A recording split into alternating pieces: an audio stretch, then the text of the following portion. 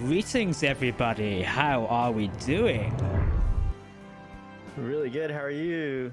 I'm excited. Congratulations. Thank you. Thank you. Oh, what an evening it is. Exciting times. I know. Like, way. I don't have any like party stuff or anything ready because we weren't expecting it. But damn, is all I'll say. And break someone's headphones there probably. Oh, wow. That sends our evening plans. I know. Yes. If people watching live are wondering what you're talking about, it's the Trek Central subscription just crossed into 100,000 just like minutes ago, right? Yeah, like, literally. Yeah, it happened while we were in the. I think about 2 minutes away from us like doing a pre-check for the lives. We hit 100,000 subscribers here on the YouTube channel, which has been a long road. I just captured my Instagram story. It's like, it's been a long road. I should have put Faith of the Heart when I put High Hopes by Panic at the Disco instead. I was like, I was trying to go down the Instagram thing, go, where the hell is like Faith of the Heart? I couldn't find it. Justice for Faith of the Heart. We need it back on Instagram. Was it a long road, Jack? Was it a long road getting from there to here? It's been that long road. My camera's already stopped working out of excitement because I've knocked the cable. Jack, could you give us a quick story of how Trek Central got started? Yeah, let me just reactivate the camera a second because I knocked the camera. I knocked the cable out of excitement. I just kicked it like it's like Kung Fu Panda. And I just knocked the PC. Plugged in, I've discovered. Yeah.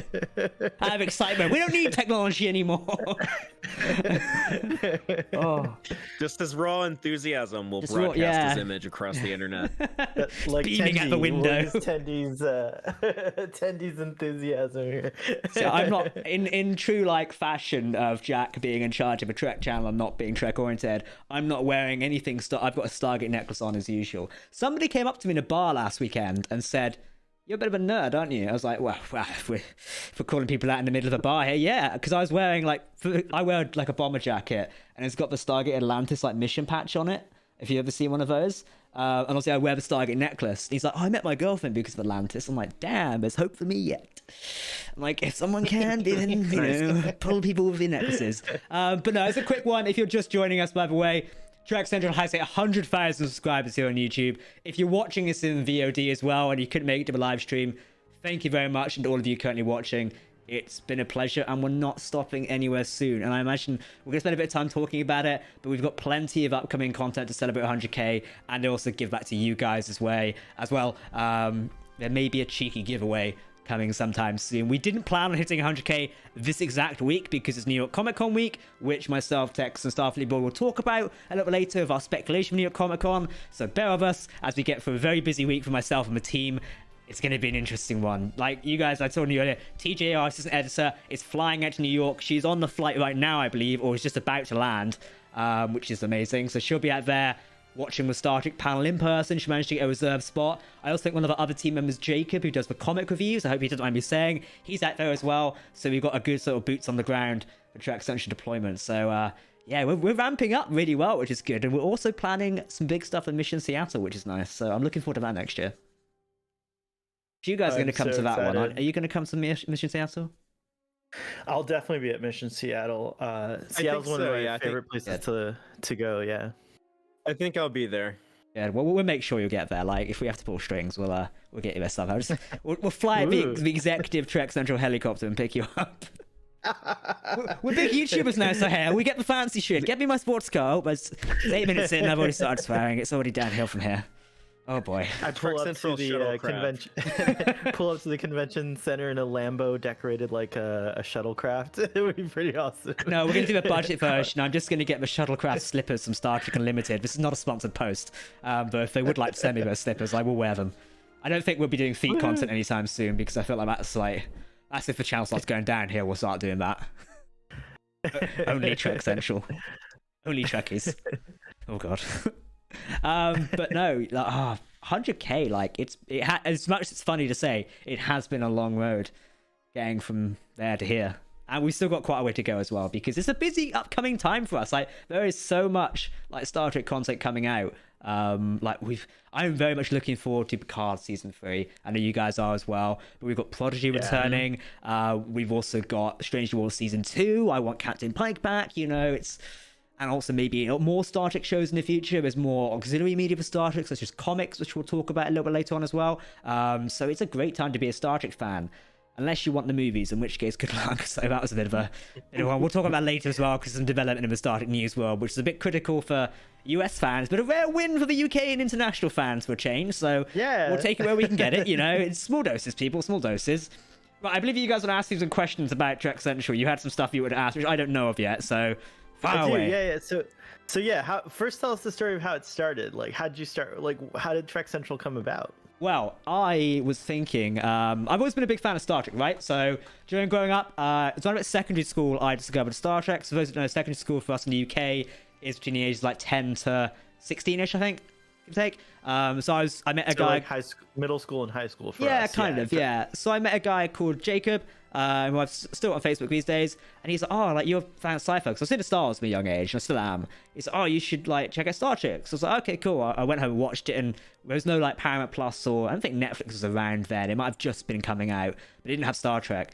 So then I watched like Sky TV, and like it was Star Trek Voyager showing it. And the first episode I watched was the Herosian holodeck episode, which is still one of my favorites. Where we do the whole World War II scenario on the holodecks. I love those episodes personally. And I was like, what the hell is this random stuff? Like, why am I watching a World War II? Oh, okay, that makes more sense. And I just started watching it from there. And then obviously, I managed to find copies like on the internet before the age of streaming. So yeah, we can work out how I watch those ones. And then obviously just grew into it from there and there. And I think fast forward, always big into it. Honestly, Discovery rebooted the franchise in a sense. I know some people don't like me saying that, but it's true. It gave a new breath of fresh air to it.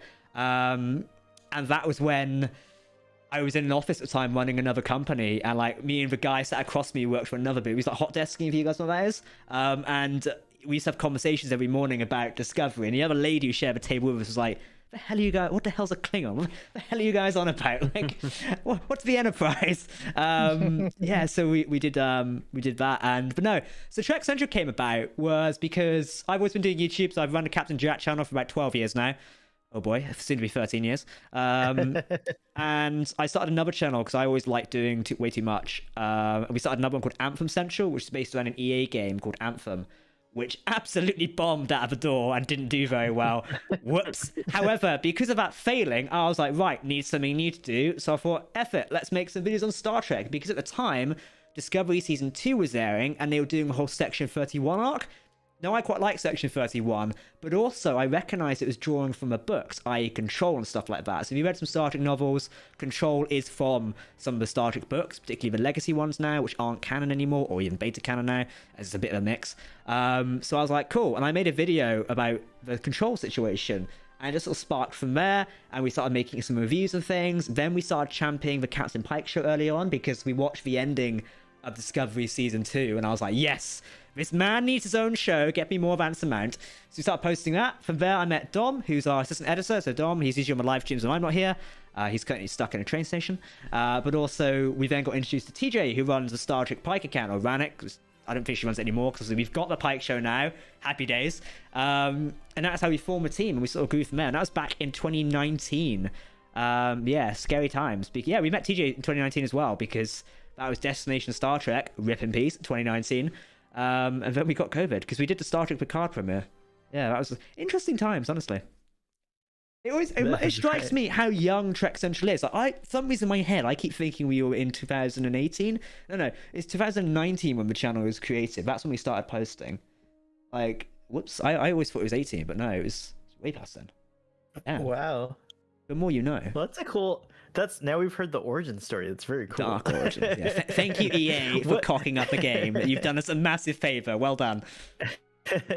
Did you think you would did you know how big a community you would create and or foster, and like how, like, did you have any idea what this would be like when you were going into it, and how do you feel about it now?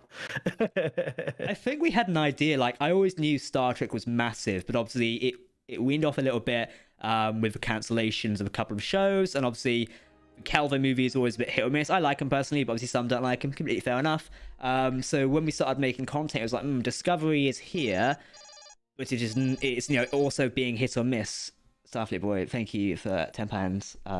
We will Go buy have you. a pint We will on- buy you on a drink. Starfleet. Yeah, we'll buy you a drink. That will pay you back that money. Seattle next year. No, we always knew like it was a big community, but I don't think we expected to grow as fast as we have, because like we're one of the fastest growing Trek outlets, independent ones as well. Like it's not a big company that run this channel. I am the director, and we have 2 full-time employees. That's it. Like, and then the rest of the people are freelance. Like, it's not like we have an entire department of people. Like, we didn't expect it to go that mental. Don't give away the secrets. There's a staff of hundreds. Yeah, get back to work. No. What do you mean you've not had a breaking out? No, we're not Amazon. Like, oh, honestly. But no, like we never knew how it grows so big and like what type of community we tap into. And like, it's been amazing seeing like being able to engage like a lot of the audience, because like sometimes I think some bits of Star Trek, they sit on like a side of the fence. It's like, oh, we're hardcore purist TNG only, or we're hardcore purist Discovery or Stranger Worlds, etc., which is fine. But like, we walk the nice path. Like, we're here for everyone. We're living up to our name. Like, it's Trek Central. We'll cover it because it's about Star Trek. Like, we're covering Prodigy, even though it may not relate to the majority of our audience, but we love it because it's Star Trek. Therefore, we're going to cover it and give you the news on it. And also, that's one of our ethos as well. Like, and obviously, as people who know the history of Trek Central, we cover the news. That is a tricky subject because how the news is processed doesn't sometimes align with what PR studios want. So sometimes we will butt heads in that. And as people have seen, and I won't go into it too much, we've had our own fair share of like hiccups along the way due to how our strategies of covering news and journalism content is. So that's how we do it as well. We keep it real. Like, we're not the type to bow down to like, oh, let's, make everything positive. If we need to be critical about it, we'll be critical. And I think that's one thing that like does us really well, because like, if we don't like it, we'll tell you we don't like it, but we're going to remain fair because we're here for the community. And that's what I want Trek Central to be about, is like, the larger we grow, the more community people I want to involve, and the more I want to give back to the Star Trek community. Like, I'm very happy to say, and I know people don't like it when you talk about money sometimes, but like, I pay an editor full time now to work for me, and he works for us the whole company, but Trek Central is a large component of that. So like, we're able to now give somebody a living, which is a hard thing to do in this day and age, like a full-on living here in the UK, which is easy said than done, thank you government, and pay them because of the content we do. And obviously we've got freelance people who do voice work for us now who are able to pay, like Lieutenant Adam and Ensign Theo, and we're able to give you guys opportunities by helping out at events like we talk about next year and stuff like that, or various other things, and give you exposure to, I always hate saying give exposure, if you get what I mean, like give you a platform to like help your brands grow and like give you advice as well. So I think that's one benefit of TC, is we can always give back to the Star Trek community. That was a bit of a long-winded answer, but you get what I mean. It's super felt, Jack. Like, just I'm part of the team now, but before that, Trek Central was one of the few large kind of Trek channels or endeavors that actually like gave a damn and reached out. You guys were very cool and like wanted to know who I was and like what I was doing and stuff like that. And so, as a fan, I really appreciated it. So yeah, I agree. Thank you. That's one thing, is like, I always think giving people a chance is worthwhile. Like, we engage a lot of it, and we can definitely do better. Like, it's something I want to focus on the next year. Like, I think 2021 is going to be big, not just the Trek Central, but our whole sort of network of channels. Redwood Media, who is the company behind us who run, which I own, for those wondering. Oh no, it's a corporate business. We're not. It's me. You've got to put it with me. It's like, do you see that comment I posted there? Someone was like, you need to remove Captain Jack from the channel. I'm like, wow. I haven't seen that yet. Somebody commented, it was like a troll comment, but I found it funny this morning. It was like, hey, it was on an Adam video, so I think they presume like Adam's the boss. And it was like, you need to keep Captain Jack away from the video and like not on hosting anymore. Like, to succeed, you don't need him around the channel. So I commented going, yes, to succeed, I need to remove myself from my own channel. The irony is, we've passed 100k today. I'm like, whoops. Nice one. But no, as I was saying, we can definitely do better in the future, and I think 2021, I really want to like do more community efforts, and I'm gonna do, for those wondering, I'm gonna do a 100k special video, speaking about like what we've got coming up next year. Obviously I won't give away too many spoilers. I know we want to do some charity things. That's something I really want to do on this channel, some charity gigs. I've done it on my personal channel. We sometimes do Game Blast every year. What that is, you stream do the 24-hour thing, which is crazy. Unfortunately, I don't think I'm going to be able to do it in 2023 because Picard lands, I think, that same weekend potentially. Also, so does Mandalorian. So I'm gonna be a bit busy. If I can squeeze it in, I will. But I really want to do like a Star Trek charity initiative, and we've got some working plans. I'm gonna involve you guys as well once we've got everything put together. So yeah, it's gonna be really fun. But yeah, Tex, do you have any questions? By the way, you're sat there silent. Tell us. No, that's really exciting. I'm just pondering what the advantages of removing you from Trek Central. Like I'm like, oh, maybe that would work. I don't know. I mean, just when you're ready to get maybe from 100,000 to 200,000, maybe keep that in mind. Unlimited power. Jack, you got another super chat, another pint. Thank you, Sarah. Halliwell, thank you very much. Well done getting 100k, and thanks for keeping us all informed on everything Trek. Of course, it's what we're here for. We've got some new things launching soon. Yeah, thank you, Sarah. It's greatly appreciated.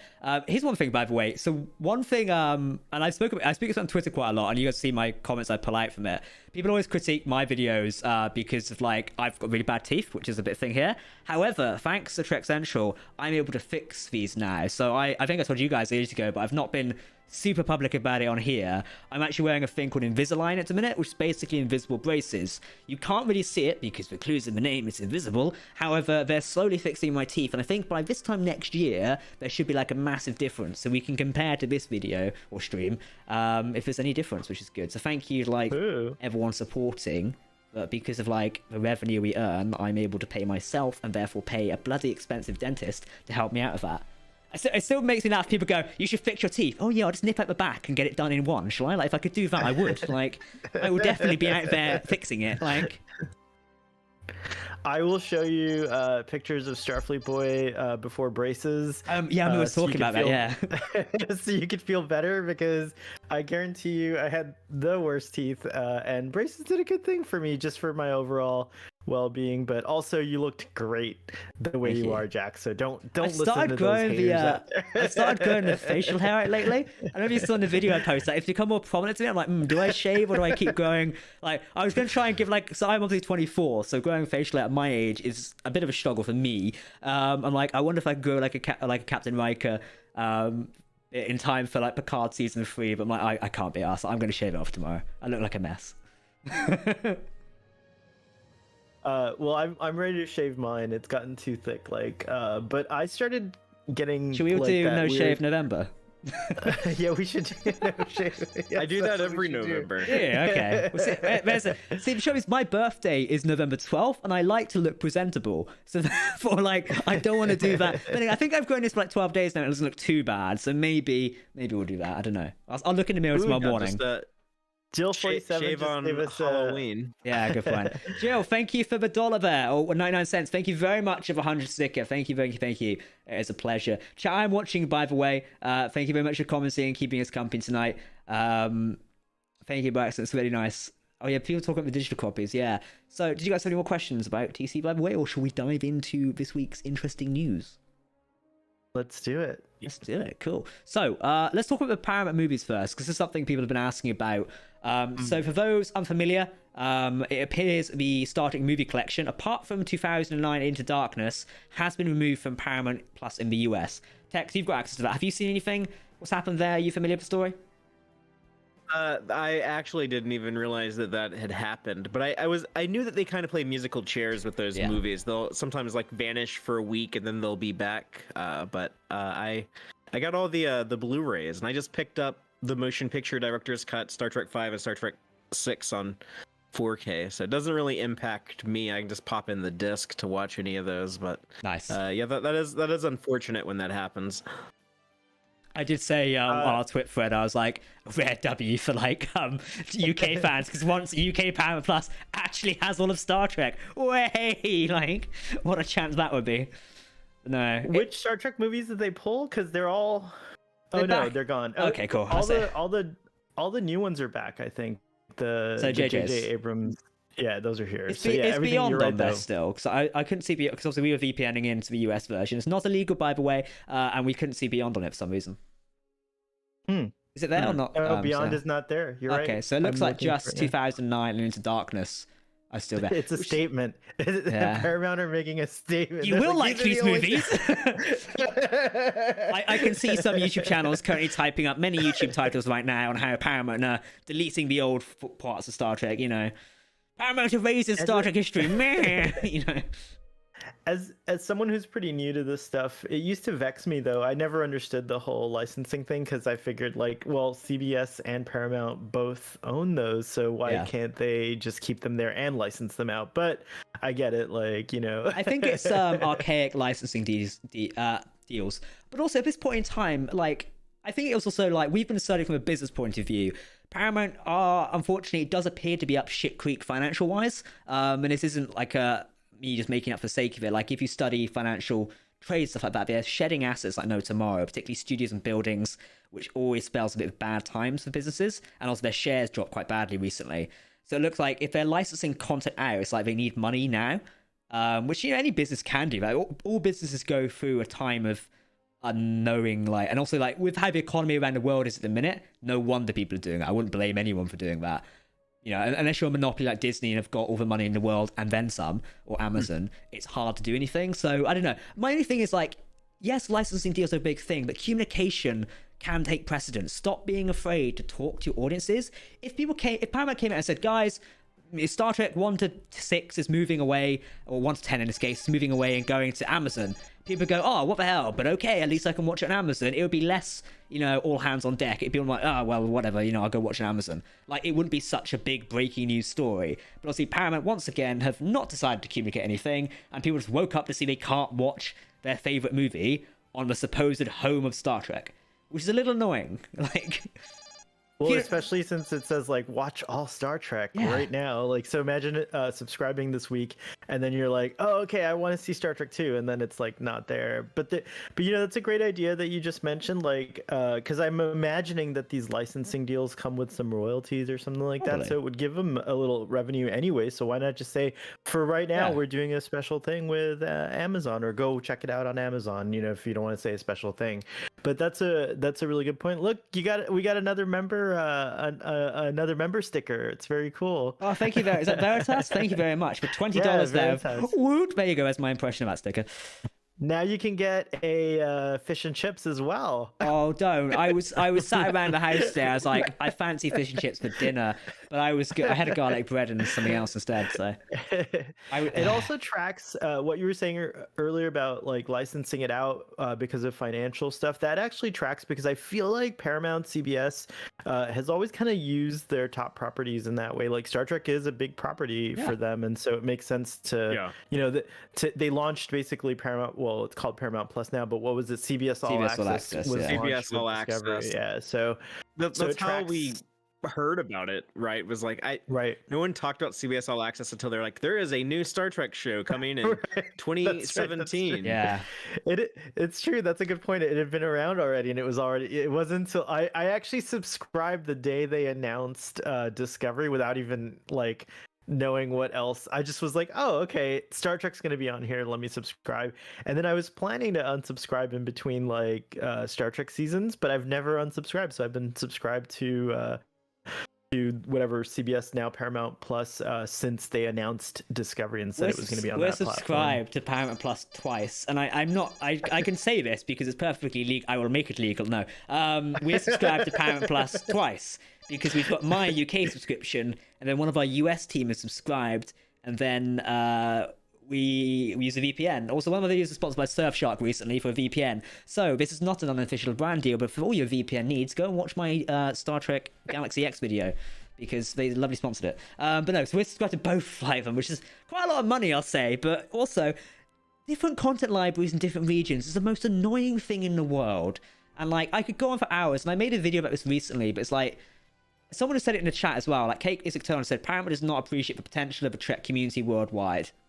Yeah, I agree wholeheartedly. People are welcome to disagree with me, but I feel sometimes it does feel like the international audiences do get shafted. And you guys are lucky because you two are in the US, so happy and sunshine. Well, apart from the movies at the minute, but all appears happy and sunshine most of the time. Have you seen the thing with Prodigy now, by the way? I'm not sure if you saw the news we put out. So Star Trek Prodigy is airing, is it October 27th? That's when season 1, part 2 comes out. Now, that is on October 27th. Now, typically you think, oh yes, that means we get it the same day here in the UK, but 8 a.m. usually, isn't it? Because it airs for you guys like midnight, depending what area you're in. And then it's like 8 a.m. for us, like Disney Plus with Mandalorian and stuff does it, right? You get at midnight if you're in LA, but that's 8 a.m. for us UK people. No, we get it a day extra now. So much like Lower Decks and Picard, we have to wait a whole day to get Prodigy on Paramount Plus, bear in mind. The same platform.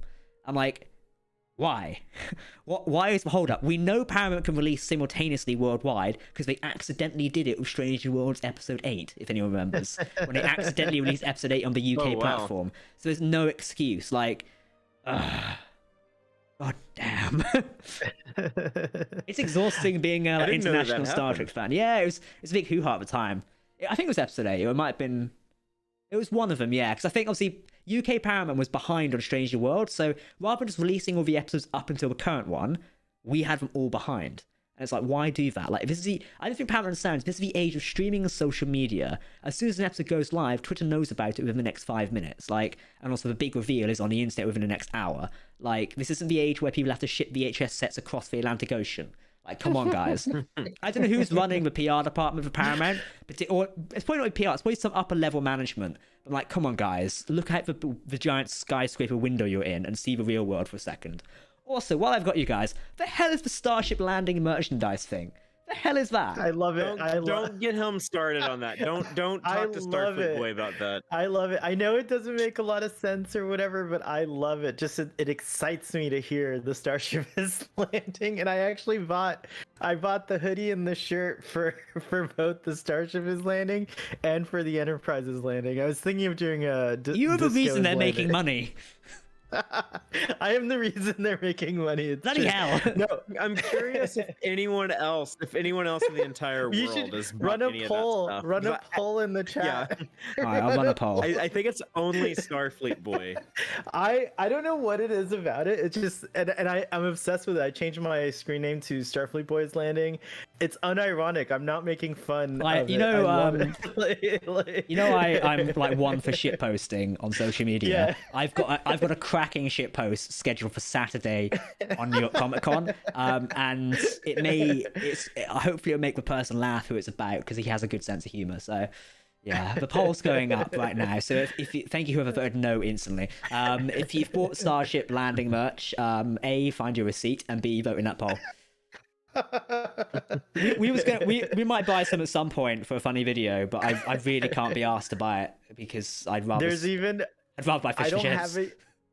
I don't have it yet, but there's even a rumor that a Starfleet Boy is landing shirt is on its way for me. Someone may have made this. Yeah, I'm so excited. All right, for Mission Seattle, we're getting the Trek Central's landing. Yes, there you go.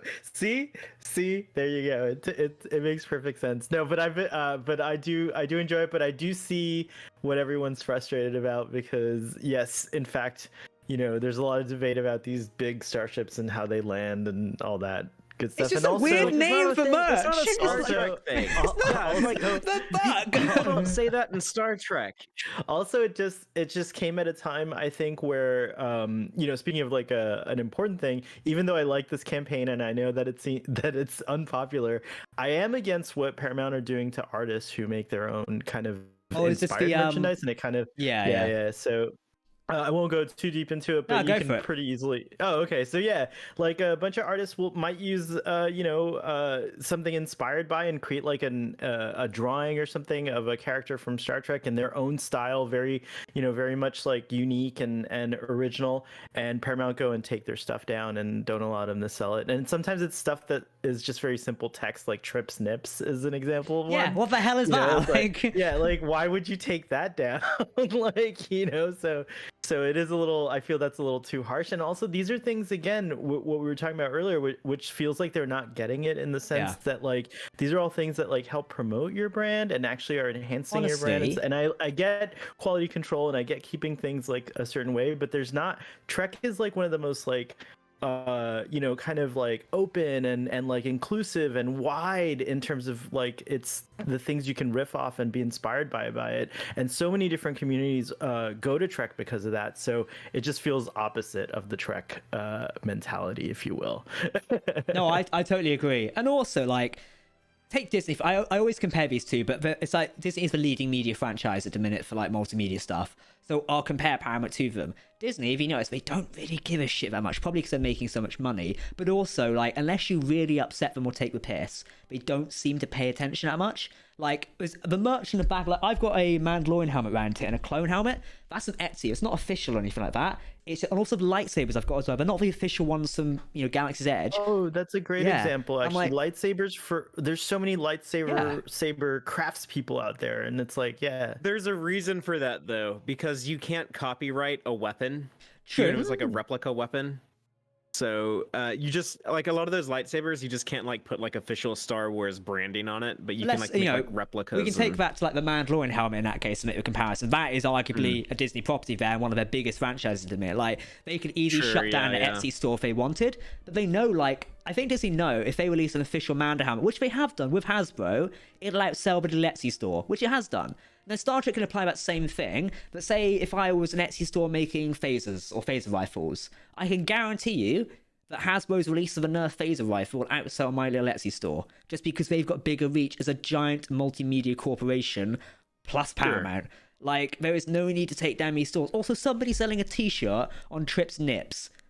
Who the hell is going to think that's an official Paramount thing? And also, why is that an impact on the brand? Like, come on, guys. And I saw someone, I saw someone having, like, Pride Deltas, which I wanted one of those, by the way. I want one of those at some point. I think it was either a Pride Delta or the Vulcan hand salute. I was like, I want one of them. I think that store's been taken down or one associated with it. Like, that's another example. Yes, you're absolutely right. Yeah, and that's such a, like, and again, whoever's doing this, it's like, come on, like, let's have a little, case by case. We know Paramount OTT on their copyright, don't we? Like, let's wave and smile there, boys. Thank you, Stranger Worlds trailer release.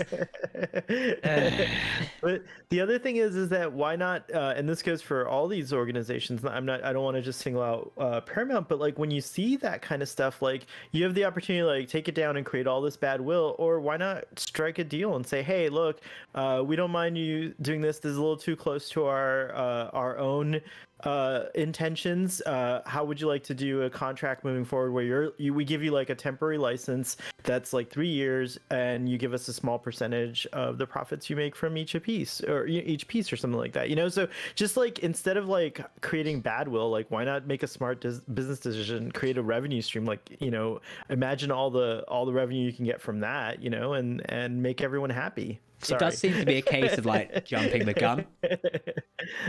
Like rather than going for the logical, let's talk about this, it does seem to be a case of no, you're bad man, let's like take you down there, which is a shame to see. Like it's okay, guys, because you've got Star Trek NFTs. Way. Yeah, that went over real well. Yeah, it's still going as well. They're still trying. That booth was so cool, but I never stepped inside of it just because I was so mad about that. I hope for Mission Seattle just so we can meme the shit out of it. Also, did you vote in that poll, by the way? So, Hale, did you vote in that poll for Starship Landing? I did. Oh, so you're the only one. Yeah. Am I the only one? Right, so technically nobody in here has bought anything. Good, right? Okay. Dang. Gents, let's talk about Lower Decks. Let's talk about Lower Decks this week, because we've been a big episode. So we've returned to Deep Space Nine. Like, we've been looking forward to this for quite some time now. Tex, what did you think of this week's episode? For 23 years. Yeah. It's been a long road. I think I've actually been looking forward to it like your entire lifetime, Jack. Like I remember, no, for real, like I remember watching the final episode back in 1999. Like that was the last time I was at that station, for the last time I had like a new episode of Star Trek set at Deep Space Nine. So yeah, it was a 23-year long wait to get back there, and it was worth the wait. I enjoyed my return trip.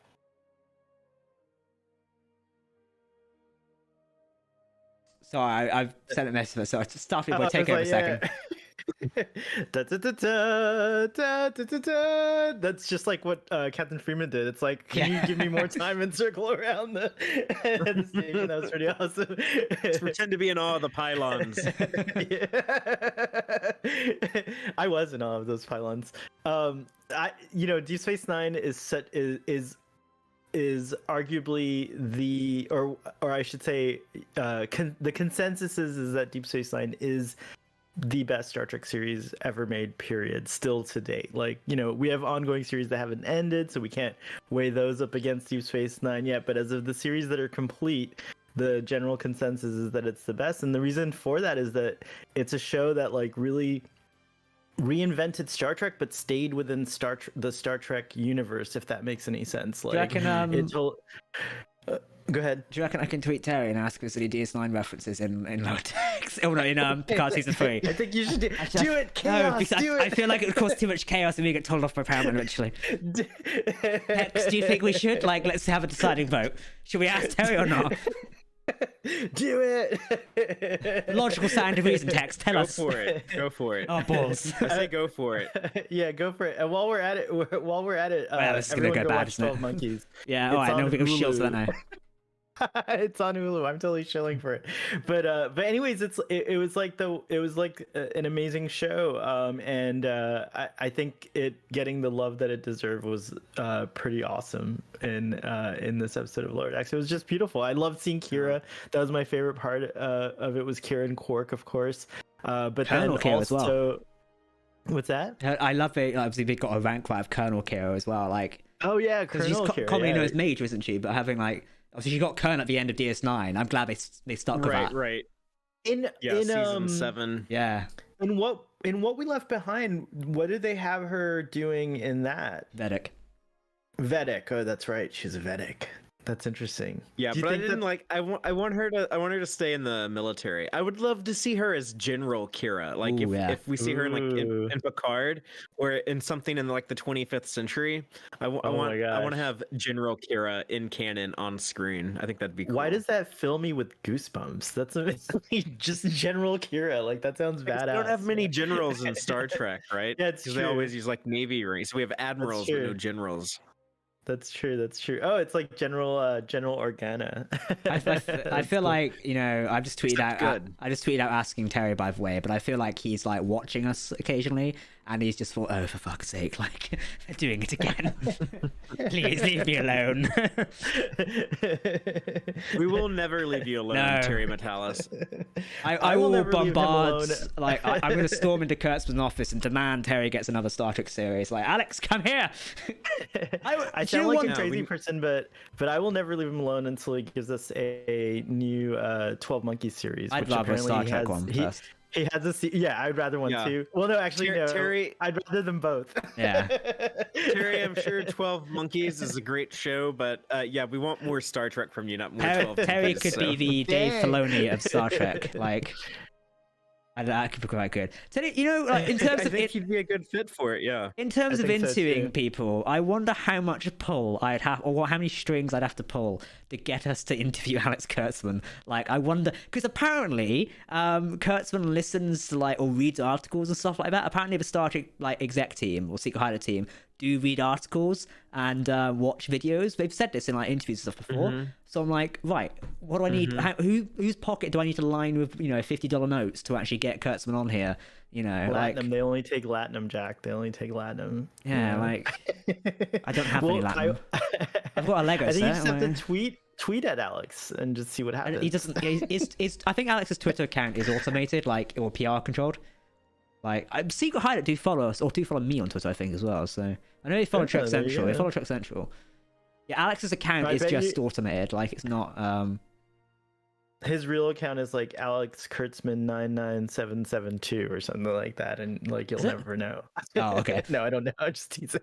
I just To- made to that be up. fair- He wasn't on Twitter for a long time. No, he joined he joined March 2019, just when we joined YouTube. Like, but now it's even more of an incentive to get him. Maybe I should just email Alex and go, "Hey, we are 100k. Here's all our entire savings. Do you want to come on and chat with us?" Like, Alex is gonna be like, "Talk to me when you're at 200k." yeah, it's you scum, get off. I think what I should do right now is to get him on here. I just like confess my undying love for him in every article. Like I write like a poem at the end of it. Like just going, Alex, you know, come and join us, like please. One of our It members wouldn't Tim hurt to says try. he's blocked you, Jack. Well, yeah, probably. Even Terry or Alex is like, fucking hell, he's doing it again. Quick, block him. Going too powerful. I was really happy with this episode, by the way, because it included Karma, sorry. Karma, yeah.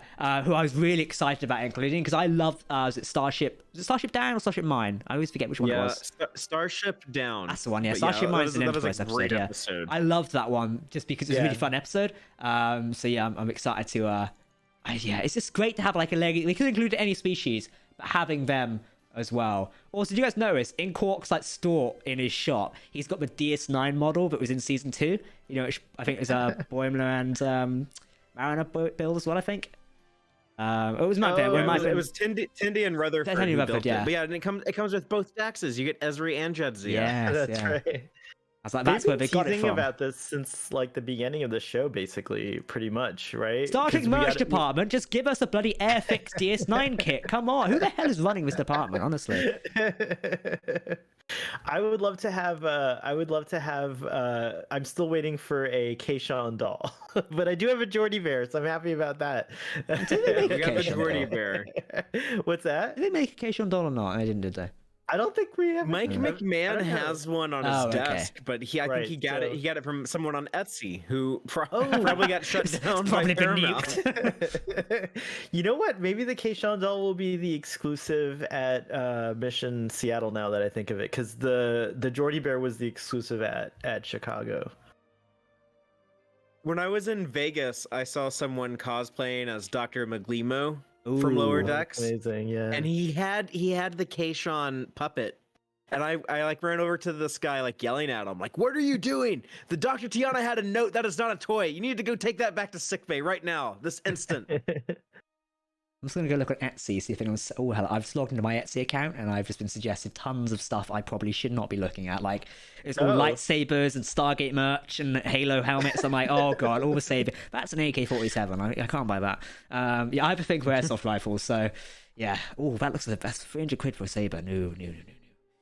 Was it Keishon Star Trek? Let's see if we can find it. They'll be selling it. There is Keishon dolls made to order. We'll be buying one of those shortly. CBS, if you're watching this, I'm making this up and I'm on drugs. This doesn't exist. I know I couldn't find one on here. I don't know what I'm talking about. Yeah, none of them on Etsy. What a shame. Nothing to see here. Nothing to see. Move along. Whenever people say that, like, move along home. Whenever you've encountered, don't you dare stop that. Do you know the worst DS9 episode? The one that annoys me the most, but it's a funny one. It's the one in season 1 where they did that fucking child game and they have to skip along a thing. I think it's the Alamo Road one. I find that so annoying. Like, it's so annoying. Oh, I love that. It's good, but it's so annoying. Alan Moraine song is such a better song than Faith of the Heart. How dare you? You're fired. Get out. What is it? Alan Moraine, count to 4. Alan Moraine, count to 4. Alan Moraine, then 3 more. Then 3 more. That's it. Trek Central cease operations as of now. Goodbye. On Starfleet Boy After Dark, I sang a heavy metal version of that song one time. Yes, this did happen. Yeah. And for £10 in the YouTube chat, you'll do it now.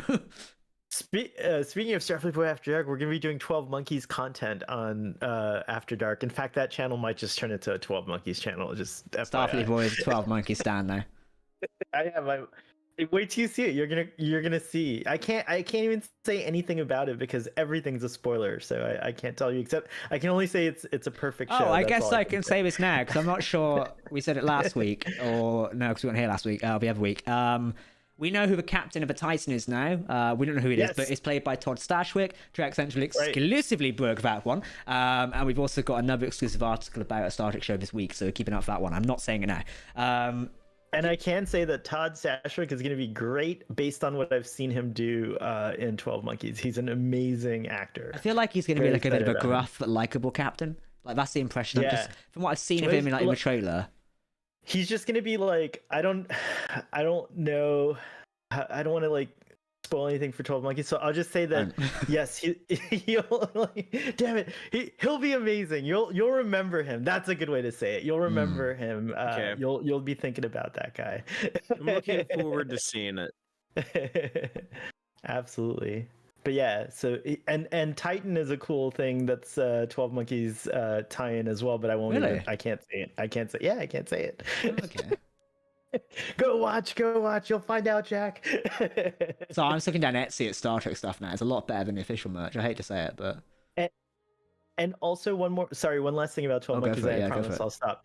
If you Here we don't know go. anything about it, keep it that way. Like, it's best to not know anything. I'm so glad I was completely see, I'm ignorant. guilty of looking at wikis while watching shows. Yeah. Don't do it. Just do yourself Yeah, a favor. I can't do that. I like to go into everything like as blind as possible. I don't want to know anything before I That's watch the way something. you got to do if you can. I mean, if you already know stuff, that's fine. But if you can go into it, it's a cool experience to do it that way. Yeah, that's cool to hear. I like that. I will have to check out that show because I don't know much about it. I did see the movie with Bruce Willis, but that was like 20 years ago when I watched that. So Absolutely. But yeah, back to Deep Space Nine. Star Jack, Trek. Are we gonna talk about any Star Trek? Sorry, or just Star Trek? Star What Trek? is this 12 Monkeys Central over here? Like, what the hell are you talking about? Yeah, 12 Monkey. I just turned it. Terry was Alice. I did it. Bloody hell, is Terry taking over? Jack, I have a question for you. I think I already know Father's answer for this, but I'm sure the audience don't. But so you were expecting to see people come back. How did you feel about it being Kira and Quark? And then who would you sorry, Well, hold Morn. on, one more. Well, there's one other. And There's Morn. one other. They actually got the original voice actor to come back for him, but Morn. I made this Oh, I joke. said that, but yeah. I made a joke in a review. I was like, we couldn't get a word in edgeways. No, I really liked it. Yeah. But who are you wondering about now that you've seen these guys, and who would you like to have seen maybe that you were hoping to see? I'd that love to didn't show up? I'd love to see Dr. Bashir at some point. So I really like Dr. Bashir, Julian Bashir, and obviously Alexander Siddiq is a fantastic actor who's been in a lot of like shows I love, like Primeval, which is a UK show. Love that one. Also been in Game of Thrones. So it's like I'd love to see Dr. Bashir back in some capacity. Whether we will do, I think he's open to it. Because he's still active as an actor, so yeah, anything's possible. I mean, at this point, it's Star Trek. If we've got the whole cast of Next Gen back and we're seeing them on stage in less than a week now, it's anything's possible. It's Star Trek, like anything is possible. So yeah, I would love to see that. I would obviously love to see Avery Brooks back as Captain Sisko. Yeah, It's a possibility it could happen one day. Like it's Joey's not out on it yet, so it's possible. I wouldn't raise my hopes on this yet, but yeah, it's possible. I would also like to see Chief O'Brien, of course, and I'd love to see more Leslie Dax. I'd personally love to see Jadzia Dax. I'd love to see Terry Farrell could like somehow work her way back into Star Trek. That would be great. Like whether it's like Dax, before DS9. Terry just said something about it recently where she was like, "It can freaking happen. Let's make it so," or something like Yeah, that. Like, I mean, I was kind of surprised that like that story got a lot of traction, but that was something that she said at Star Trek Las Vegas. I was actually at the panel where she said that. She said something like, "Yeah, it'd be no effing big deal to bring Jadzia back in Star Trek." But I just feel like, yeah, that's obvious for like any dead character. You know, I mean, like Tasha Yar died, and we still got to see her again in yesterday's Enterprise. Where it's like, it's very easy to resurrect or create alternate version. There might be a transporter clone of Jadzia out there somewhere, where we find her still alive in a parallel universe or alternate timeline or whatever. But yeah, I think that's true for anyone, but I guess it's good to know that Terry would be willing to come back and do it. I'm reading for If they do a Terry's tweets at the flashback, minute. though, if they do a flashback in Lower Decks to like Mariner's time on DS9 during the Dominion War or something, they could like do something that takes place like before Jadzia died, and they could bring Terry in to like voice Jadzia on Lower Decks in a flashback. also, we've seen like Trill ghosts pop up before too, right? So she could come back as as like a representation of her thoughts or whatever that are within the Dax symbiote. I would love to see other Daxes. Like we could go like after Ezri, or we could go see like one of the earlier ones. Like maybe we could have like a Dax pop up on Strange New Worlds. It's very weird. In like the 23rd century, there's like a bunch of different Dax hosts, like all in a very short period of time. So, like they were like dying like real quick. Like with Dax, it's like you go hard and die fast and pass on the symbiote to the next host. But yeah, I would love to see one of them, whichever one they settle on, show up in another show. Oh my gosh, could Star Trek Dax be the Andor of Star Trek in the sense that it could span like such a huge period of time. Like you could like start. I mean, I don't like, know anything about Andor. Can I just take a moment to can't answer say this Andor is question. one of the best Star Wars series I've ever watched, and Stellan Skarsgård is now my love of my life, a fantastic actor. Episode 4. Yeah, Whew, that man has a shot of Easter eggs. I haven't seen it yet. Watch it now. Like, But anyways, Star Trek Dax, I'm 100% about like a Star Trek Dax that could span all of the different, lifespans, like and travel around in linear order, perhaps even, and it could be centered maybe around Ezri perhaps and Jadzia because they're the most recent Daxes, and like we have access to those actors, so you could even see like stories of Jadzia that maybe you didn't see before, like go back to a moment that was in between episodes on Deep Space Nine or something like that. Just now I've ruined it though because I've said it on the Father says you can't say these ideas on the internet because then they won't come true. Well, we said about a Star Trek Pike show and it came true, so anything's possible. That's true. Also, can I say I love how blunt Terry is on Twitter? It's quite funny. Like someone's going, "Oh, I really hope we see the hero ship in Picard season 3," and Terry's like, "You've seen the hero ship? It's the Titan." Yes. Someone says it's the Titan. I just think of Lower Decks of Boimler going, "It's the Titan," She's also beautiful, the Titan. I like that. I just want to hug her and squeeze really her. Admiring.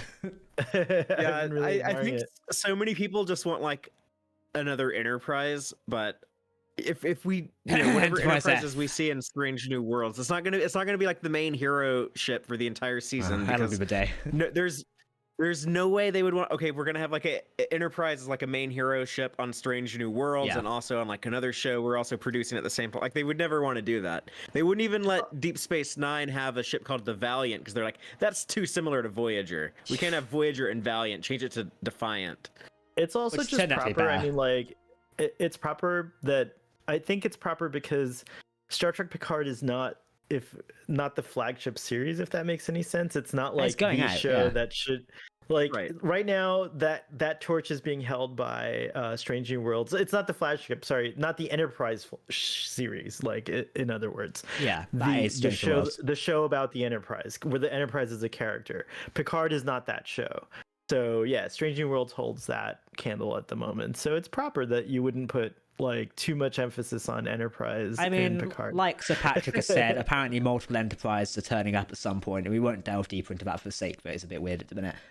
So we know we're going to get something to look forward to. I think people just need to hold their horses. And we've obviously done a couple of videos on the Titan because I love new ships, and also the Titan's kind of cool. And people are going, "Oh, why are they using this old ship?" And like Terry's pointing out before, Titan isn't the top of her line. She's a bit of a backward ship in a sense. Like it's an older vessel. It's an older code, sir, but it still works. It's an older ship. So I reckon there's going to be a reason behind that. We don't know the story of season. We barely know any of the story of season 3. Apart, it looks like Jean-Luc and Riker are going back into space looking for a ship, and it just happened to, they get on board with Titan. Maybe because Seven's serving on there.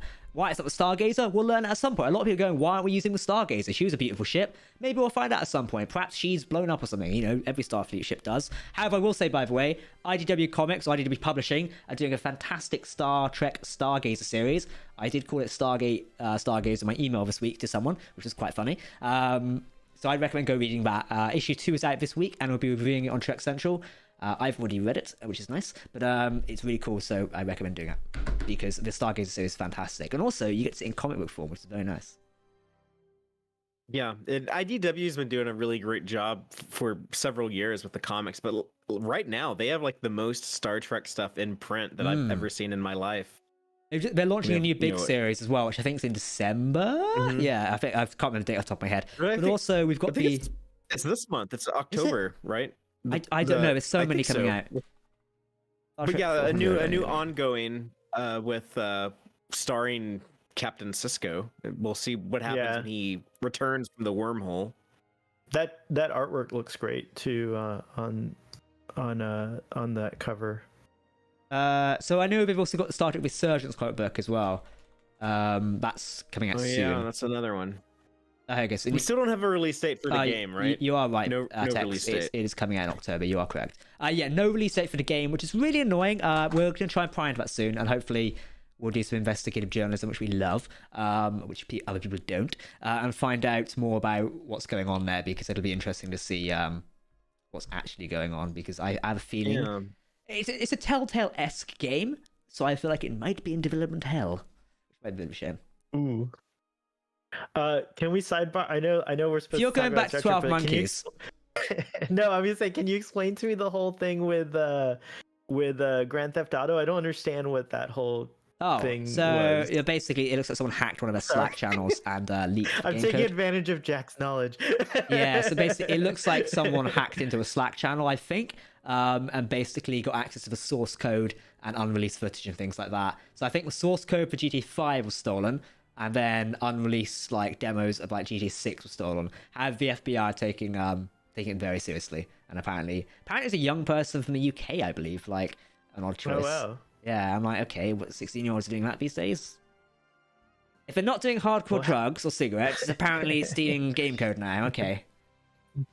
Stealing game code. Hackers often get this hacker may have to work for the intelligence agencies What a to get shame. less time or something. Like, they'll get a job. It's or only something because like the intel agencies are there was sat like a short- around going, how did you do this? Please tell us. There was a short-lived TV series. I think it was an NBC series about like that same story of like someone really young who was a hacker, but now they're older, and so they get tasked by the FBI to go after hackers or something like that. I have no idea. I have not a clue.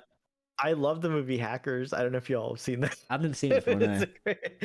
You should see it. It's pretty good. Speaking of upcoming content, though, we've got New York Comic Con this coming weekend, so it kicks off around Thursday, I think, is when New York Comic Con kicks off. So we've got Thursday, Friday, Saturday, Sunday.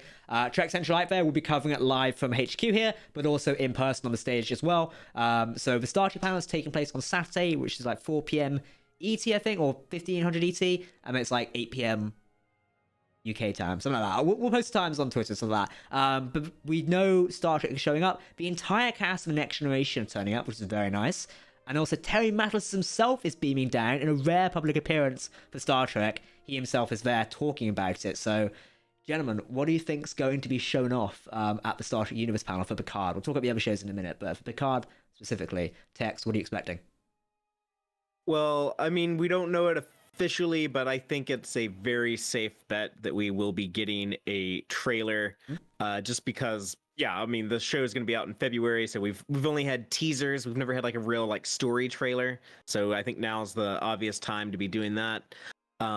There's probably going to be some, Discovery news, since Sonequa Martin Green is going to be there, and I don't know if they would actually show a trailer for Discovery season 5, but they might have like a they might have some type of like clip or teaser or something, or at least like a little, they did like some behind the scenes type set tour thing on Star Trek Day, so might be something kind of similar to that, but we'll get something. And then definitely for sure a Prodigy trailer, because it's just going to be like 2 weeks before the return of Prodigy, so I think we'll get some Prodigy footage, as maybe even like some more news about what's going to be happening in these next 10 episodes there. Oh, and then last thing, Alex Kurtzman really likes to be the guy who's like announcing like the new like big stuff, like if they're doing like a new show or something like that. He seems like he keeps teasing like, oh yeah, we have like these 2 other shows in development. Oh yeah, we're going to be doing something else with like with a woman antagonist, or I'm sorry, protagonist again. So like we have like these other shows, that are cooking. I think it's possible that they might be announcing whatever is going to replace Picard, because if they want to fill that Picard slot, they're gonna need a show for 2024. Yeah, so they'll have to start production. They'll also need to announce it soon, because if they want to start actual production, it'll start appearing in our sources where we get info from, in which case, they'll be throwing darts at the post of me again. to recap before we jump to Starfleet Boy, so Picard is returning for its third and final season in February. So as such, with New York Comic Con, Sir Patrick Stewart, Jonathan Frakes, LeVar Burton, Gates McFadden, Brent Spiner, Marina Sirtis, and Michael Dorn, as well as Alex Kurtzman, Rod Roddenberry, and Terry Matalas are beaming down for the Picard section of the panel. Now, Discovery is also turning up with Sonequa Martin Green. She'll be joining Alex Kurtzman, Rod Roddenberry, and Michelle Paradise to discuss Michael Burnham's journey to the captain's chair and the legacy she's creating with the character. So it's a bit more, I'm not sure if they'll show anything off based of that, but I imagine they'll have a tease or something. It might be a new image or a big reveal to that. I reckon maybe a small teaser. I think they did the same last year before season 4. I think they gave us a little small teaser for our Discovery. I think it's like Burnham walking to the captain's chair or something, or it's a poster, I can't remember. But also Star Trek Prodigy returns as well.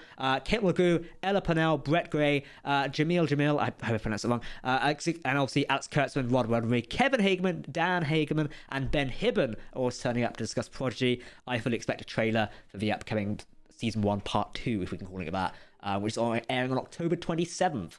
That's going to be exciting to look forward to. Starfleet Boy, from Picard, what do you expect to see? Well, really hoping to see a trailer or even some footage, maybe like a whole clip or something like that. That would be really amazing. And just any details that the panel will be talking about.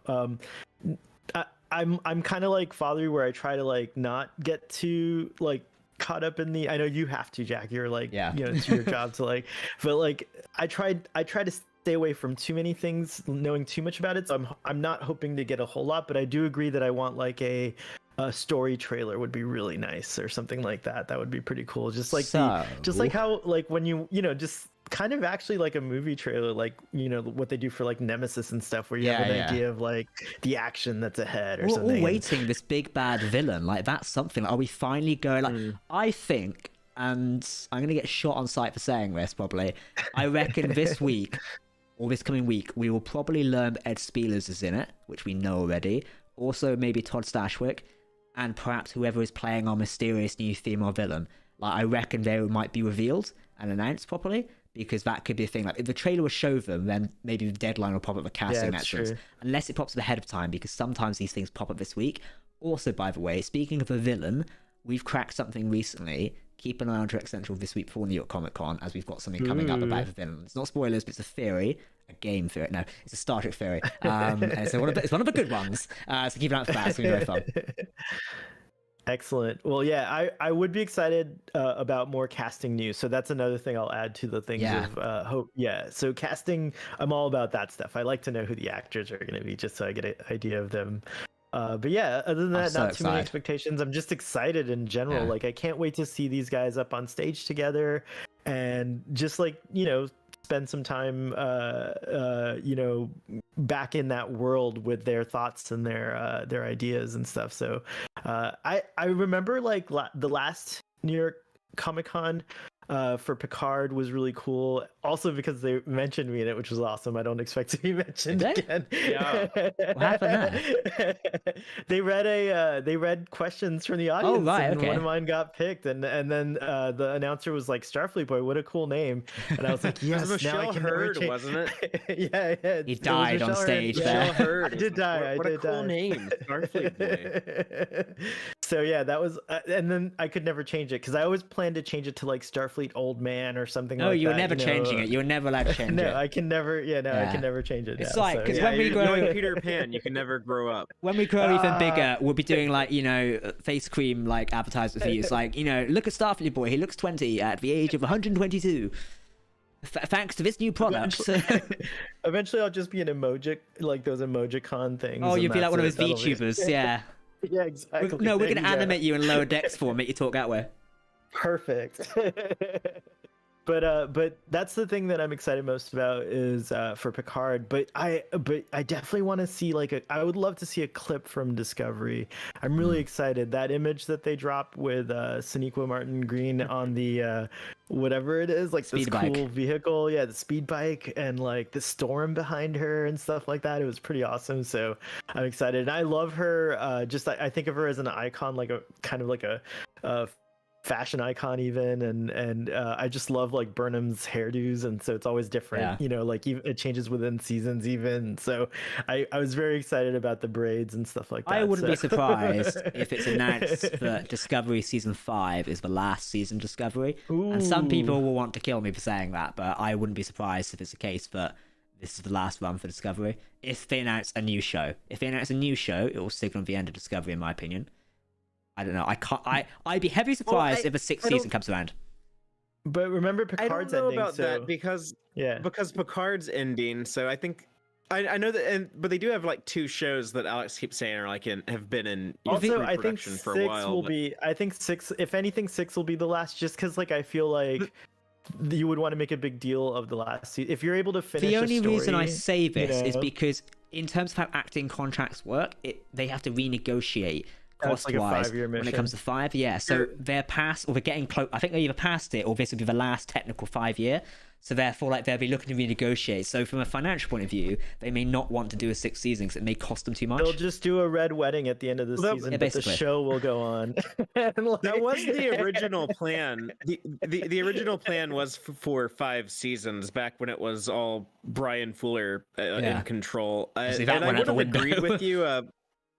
I would have agreed with you a couple of months ago that I would think like season 5 has a good shot at being the final season. However, just based on some comments from Sonequa Martin Green and Michelle Paradise lately, they've both said that like like we haven't really like discussed like an end game for the show yet. Yeah. So they both seem to think that season 6 is likely. And I also think there has already been some renegotiation because I think it was going into season 4, or maybe it was going into season 3, but Sonequa Martin Green now has a producer credit on the show, which is normally a way where, okay, here we can give you a producer credit, so that's a way of us like giving you more money.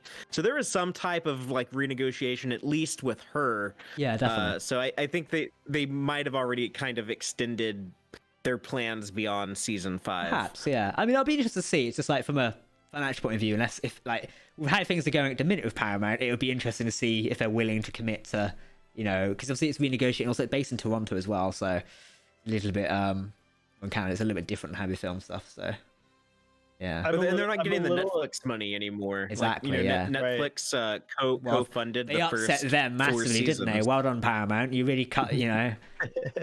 Thanks, guys. I'm really attached to that number 7 as a as a thing. However, if they're able to tell a complete story in 5 seasons or 6 seasons, I'm more into that. Like I like to then later go back and watch a show. Like also, Enterprise just gets cut off, right? Like, and that's kind of disappointing. Is it me? But I felt like season 3 of Discovery ended on a point where like cool, this might be where we leave off. Because it's the ending of season 3 is when they go, let's see what's out there, essentially, and they go off and it plays the classic Star Trek theme. It almost felt like they didn't know if they were getting a season 4 then, because they ended it in such a closed way, but it was so like interesting. When season 4 was the start of something new, it's just an interesting way of ending it. It's almost like they didn't know they were getting one at the time. Now watch back the ending of season 3 of Discovery and see what I mean. I have to go back and watch it. I remember I don't know. I don't remember feeling that way, but they did do the classic Star Trek theme. That's right. You're right. There was like a thing with that. After they defeat Osiris, things like that. They ended the first 2 seasons with the original with that also. Theme. Oh, okay. They ended the first 2 seasons on a cliffhanger. The third season was ended as a closed loop one. There was nothing like. Oh, I see what you mean. Okay, right? Yeah, it wasn't a cliffhanger, but like it was more of a closed ending. Season 4 definitely had like more of a closed ending at the end, but with a whole sort of united sort of thing as it goes. Like, but it seems like as they've gone forward, they're not sure if they're coming back each time. Which is, that's how every show works. Like, they're never sure if they're getting another season unless it's something like Picard where it's planned from the get-go and CBS don't want to admit they're ending the show. Right. Whoops. No.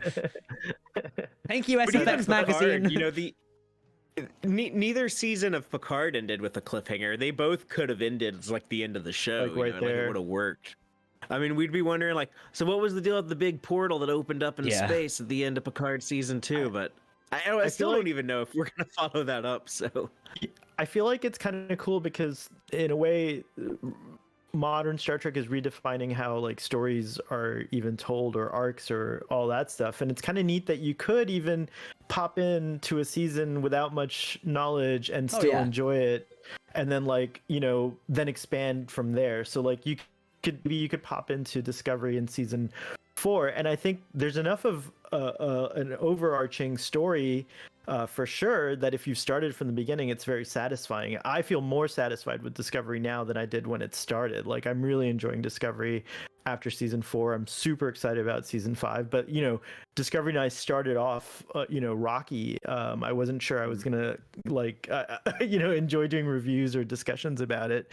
But yeah, it turned out to be a show that I really like. So, but I do think that it has different kind of reboots within its own thing. Like every season's kind of like, you know, the first 2 seasons you can kind of bundle together. Season 3 is like its own thing, and season 4 kind of did a different thing as well, and that's kind of okay with me.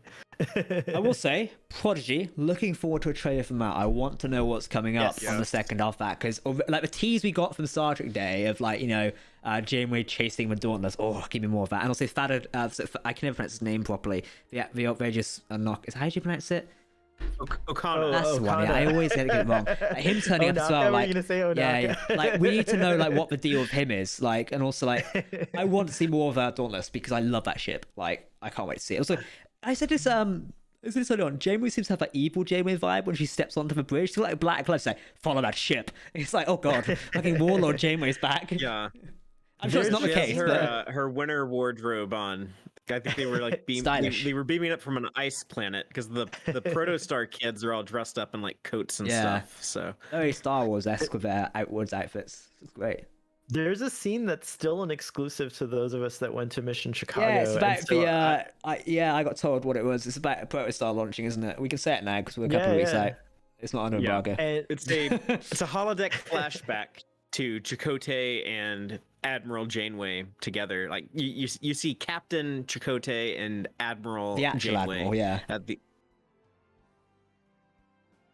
but it's all like a holographic recreation. It's like her like watching a memory. Okay. Of the launch of the Protostar. Nice, but it is cool because I kind of had a hint, or we kind of had a hint of what you guys see as this Janeway, like, you know, in that scene, because she was kind of a different tone there too, very Admiral, you know. It was a different Janeway. Like, I like her. Seems like I like the performance they're giving Kate Mulgrew here to do, because she has to create these, like, she's already created, like, there's Holo Janeway, there's like Admiral Janeway, and then there's Darth, we could call her Darth Janeway. Like, there's Darth Janeway or Inquisitor Janeway. It's Goth Janeway. Goth Janeway, that's right, Goth Janeway. So like, it's so cool, and you're reminded what a great actor she is, because each one of them have like a distinct voice personality, and it comes through in, of course, the animation, but also in the voice performances, and I love it. And I'm excited about Janeway. I'm excited that I'm discovering her now in my older years. She's a very inspirational character. And Kate Mulgrew is just awesome. She handles everything in a great way. I loved how she included children and stuff like that in her panel for Prodigy at Mission Chicago. It was one of the most delightful panels, actually, right, Fathery? Like when that happened. So when every little kid who went up to like ask a question, they all like said how much they liked Murph, but yet there's no Murph plushies available to buy. How about PR, for fuck's sake? God, like, just who the hell is running this merch department? Like, honestly, we've got more Mandalorian merch than anyone can ever buy, and yet we don't have a Murph plushie. What the hell? Like, it really like bewilders me, like, and it annoys me as well, because I'm like, Star Trek could be so profitable, but we wouldn't have to license out our bloody 10 movies, which were made donkeys years ago. Just sell the correct shit. Like, you've tapped into a children's market. The number one thing of children is toys and merchandise. We've all grown up with kids, or as kids, and we've also had nieces and nephews and, you know, grandkids, whatever. How it works, everyone's had a child at some point in life, whether it's directly by yourself or you've been one. You all know how busy toy stores are. I mean, very recently, I'm going to show this on camera because I'm proud of it. I'm not going to drop it, but I built this. This is a Lego Star Wars ATT, and if Paramount made Lego sets, I basically bought my childhood back at the price of 140 quid. But like, Come on, just make good merch. Like it's Oh, not. that's a good one. It's not hard as well. Like a plushie, in the grand scheme of things, for international distribution is not hard. If you can distribute shitty The Starship is Landing t-shirts, you can distribute a bloody plushie. Like, come on. It honestly is ridiculous and really annoying. Cause I'm like, you're missing out on a golden opportunity as well. We've got the Star Trek Prodigy video game coming up, Bo, so at least somebody is sort their shit out. Supernova looks good. Yeah. I'll say. Sorry, it's a really big rant now, but it really does upset me. So I'm like, this franchise could be so powerful, and I spend tons of my time working on Star Wars, where like they've got everything firing in every cylinder. I'm like, come on, just copy the ideas if you're that stuck. Like, Disney aren't gonna sue. I got a very polite DM saying, shut up. No, it just says, hey, Starfleet boy, what about supply chain issues because of the pandemic? That is actually a really good point. But you do have all these good independent people out there who are already making this merchandise. So why not give them a temporary license and get like a percentage of their profit so they can continue to do what they love, make a living, and help your brand as well. So that's still a solution, I think, realistically, to that kind of stuff. You know, yeah. From a business point of view, I don't think supply chain issues are there anymore. Like, yes, things are still lagging behind. A lot in the technology sector is lagging behind. That's also due to like raw materials not being accessible. However, the likes of t-shirts and like plushies and stuff like that, plenty of resources still around. In fact, again, if you're able to make a random merch thing called the Starship is Landing, you can make some decent quality stuff there. Like, come on now.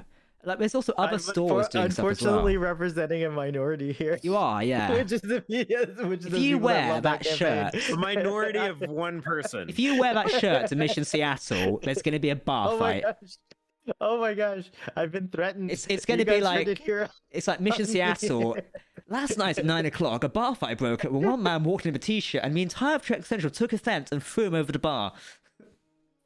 You're gonna be screaming like Quark in this episode. He was found naked with his t-shirt wrapped around his head. There's a pile of ash where the t-shirt was burnt. Oh my gosh! The lighter fluid is landing. I will only wear Trek Central shirts around you.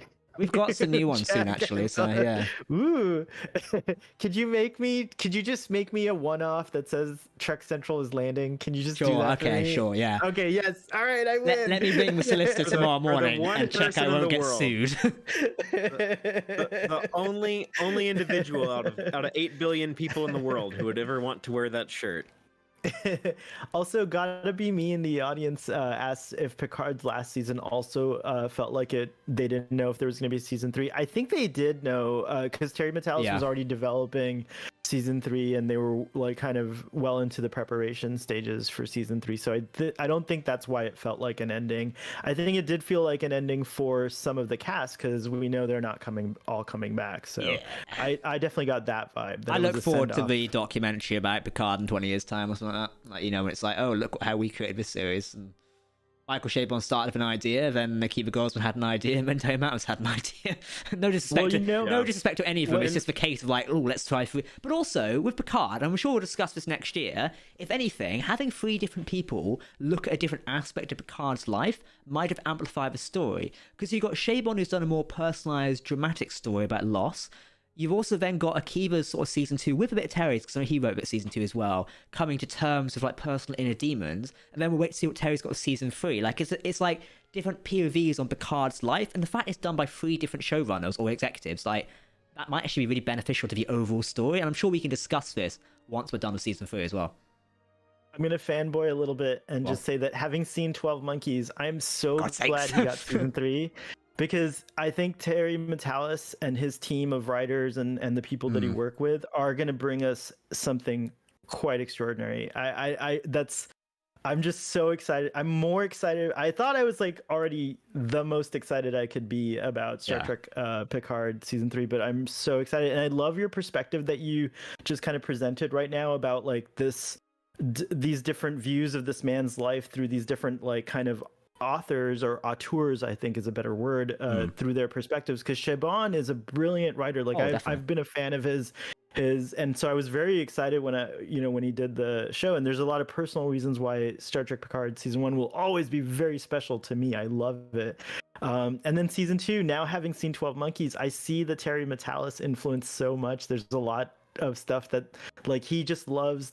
He has a lot of love for time travel stories, particularly Back to the Future, but also like just, you know, in general time travel, everything from H.G. Wells and on. And so I think it was that part of it like translated really well into Picard season 2. I like the timey-wimey of it. He was playing with time, or they were playing with time in a way that it reminded me of his influence. Also, like you could rather recognize it there. Also, there's cameos now of actors that I didn't know. I'm like, oh, that's so cool. So James Callis, oh, what a man.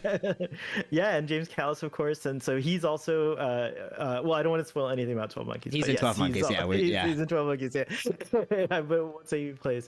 But yeah, so I guess where I'm going with that is that I love that perspective you brought with that idea. I love that idea because Akiva Goldsman's awesome too. Like he's nailing it with Strange New Worlds. Like he has a definite view of Star Trek as well. So all three of these people are also very big Trekkies. Like in their, you know, obviously we know Terry Metalis' credentials, but you know Akiva Goldsman loves Star Trek, loves it, and so did Michael Chabon. So yeah, it was very cool.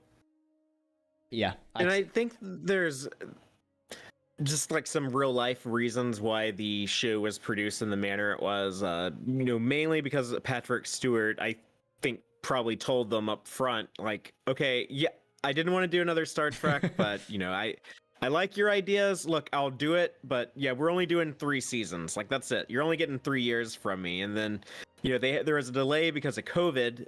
You know, COVID happened like right as season 1 was finishing being released, so they weren't able to like immediately start production for season 2. But while they were doing production on season 2, they were getting the pre-production for season 3 set up so that they could just go straight into shooting. Because I think if Patrick Stewart was like, yeah, we got to do like these seasons back to back, I need to move on and do like other stuff, or maybe like I'm ready to retire, or, you know, whatever. But like he's like, yeah, I'm not gonna just like, you know, sit around year after year after year, you know, working on Star Trek. So let's finish. Let's knock out season 3 too. You know, I gotta go. No, it makes total sense. Well, we've got a lot to look forward to, guys, with New York Comic Con, haven't we? Which is just less than a week away now, and obviously we'll be here on Trek Central streaming next Sunday as well, which we've got a surprise in store, but we've got to have the details confirmed. Are you guys excited for it? You can't say what it is, but are you excited for it? I'm very excited. We're very excited. Yeah, I'm looking forward to it as well. Like, hopefully it's going to be a very big event for us. But don't forget, we are covering New York Comic Con across all our social media and here on the YouTube channel as well. So don't forget to tune into our live tweeting on Saturday for the Star Trek Universe panel, including Picard, Discovery, and Prodigy. And hopefully any surprise announcements or trailer breakdowns are coming soon. Myself and the team are going to work really hard this week, and we've got a ton of content coming for you. Excuse me, my voice is starting to go. So yeah, we've got a lot to look forward to. New York Comic Con is going to be busy as well, because like there's comic panels, there's exclusive merch, stuff like that. Obviously, 2 of my team members are out there as well, which is going to be really fun. So yeah, it's a bloody good time. And now we've got to plan 100k subscriber specials as well. God help us. Yeah. I need a cup of tea. God damn. Well, Tech, Starfleet Boy, thank you for having yourself on the show as per usual. I hope you guys have enjoyed it. And looking forward to next week and what we get of New York Comic Con. It's going to be exciting. Indeed. And as usual, where can we find you guys on YouTube and social media? Make sure you can follow me on Twitter at TXTrek, and check out the Tex Trek live show we do on YouTube every Friday night at 7 p.m. Central, typically discussing whatever is that week's episode of new Star Trek. But when there's no new Star Trek, we talk about old Star Trek, and you can also listen to our show wherever you get your podcasts. And please subscribe to Fathery, because we're trying to get him to sing "Faith of the Heart." If he gets to 1,000, we're close. I think we're 60. We're 65 away. If we do it in the next week, we'll do a karaoke version of our special guest. I think it'll be funny. Yes. I will sing my least favorite song of all time, "Faith of the Heart." Faith of the Heart. Yes. But you could find Starfleet Boy. Just search for Starfleet Boy on Google and I'll come up. But I'm most active on Twitter and YouTube. Also, check out Starfleet Boy After Dark, which will become all 12 Monkeys. It's being taken over by the army of the 12 Monkeys. If you too want a Starfleet Boy in your own home, search now. Call this number now. 099. The low price, $12.99. Buy now. There you go. Going, gone. I keep looking at Twitter just in case Terry decides to... Oh, God, he's just responded. God damn it, Terry. Oh, he did respond. He said yes. What did he say? He said yes. So I said, hey, Terry, not sure if it's asked before, but we'll start Picard Season 3 include any reference mention of Deep Space Nine. Stream chat and stuff would like to know. And he goes, Yes. Cool. Now I want to. Now I want to know more about it. Like, are we going to see? That's too much. I don't think we're going to see it. Before we end, like, one thing you think could appear in season 3 for DS9. What do you think it is? What DS9-esque thing do you think could come up in season 3? Tex, what do you think? I think Cisco will appear from the wormhole, and it'll actually be like this big surprise. They got Avery Brooks, and he's going to be wearing a t-shirt that says the 12 monkeys are landing, and it'll just be like Terry Metalis did like this crazy big surprise just for Starfleet Boy, knowing that he would love it. Actually, I want to know, do you know, I was looking at some DS9 stuff. You know, the last episode, What We Left Behind, or What We Leave Behind, you know, when he was doing the Vic and Cisco song, the executive producers of the cast, or like the extras behind them, like you got Ira Stephen Bear sat behind there. I want to know if Terry or like Akiva or like Alex, I wonder if they're extras anywhere in Picard season 3. Like, I'd love to know if they're in the background somewhere. Like, it happened on Enterprise too. The last episode of Enterprise, they snuck in a bunch of cameos. I think they were like weren't they the Federation reps and stuff like that as well? I bet we. Yeah, when Archer gives his speech. Yeah, it's like you got the series execs. I'd love to know if like Terry or like Akiva or like a couple of the other writing staff, like Dave Blass, like snuck in somewhere. Like maybe like, you know, the one Helm officer gets blown up early on or something. That could be fun. Yeah, I mean, Akiva was like, a Vulcan in Star Trek 09, so yeah, he could play like, you know how Harv Bennett played an admiral in, was it Star Trek 5, right? Oh yeah. So you could do that. You could pull an admiral, like an admiral cameo, Admiral or something like Mantles. that. But that would be neat. Oh, was it? What was one of the other cameos? Well, I just remembered it now. So you know, with Scotty, we're discussing Strange New Worlds. Obviously, Paul McGillian, who played Dr. Carson Beckett in Saga Atlantis, auditioned to play Scotty in 2009. He didn't get the role because Simon Pegg came aboard. However, Paul McGillian is still in the film, and he's the shuttle officer assigning to ships and stuff like that, or he's one of them running around there. And like, that's really cool. Like, I like that. Like, even he got a role, which is really nice. So. Yeah, yeah, he's the dude who's like, Kirk, you're grounded. Yeah. And then McCoy is like, he has to come aboard because he has whatever I just infected him with. Yeah, whatever disease I've just given him. Like, okay, sure. I have to go and look at that scene again now. It was really cool. It's like, I really hope, like, looking for Easter eggs. You know, I don't know how to pronounce. You know, I call him Jorg, but I don't know if that's how you pronounce his name. You know, the guy on Twitter who's posting all the breakdowns. It's Jörg. Yeah. Jörg, yeah, there you go. I used to have a field day of season 3, I think. So weird. Dom's going to be like, you know, foaming at the mouth for like all the references. Have to contain the boy. And AJ Hallowell. And yes, yeah. Our friend Aaron Harvey does it too. Geek Filters. A bunch of I call them the sleuths. I thought you was going to say something else there for a second. You went I was like, what the hell are you calling them? Like sleuths, you know. Yeah. Like sleuths. That's definitely why I thought you was going. Okay. Right, everyone, thank you very much for tuning in to Trek Central. We're getting off air before some of us say something we will later regret. What was you going to say, Tex? Nothing. I was gonna say the word that you Wait, were. No, we're not ending. Terry's watching. Terry, do you cameo in season 3? Tell us now.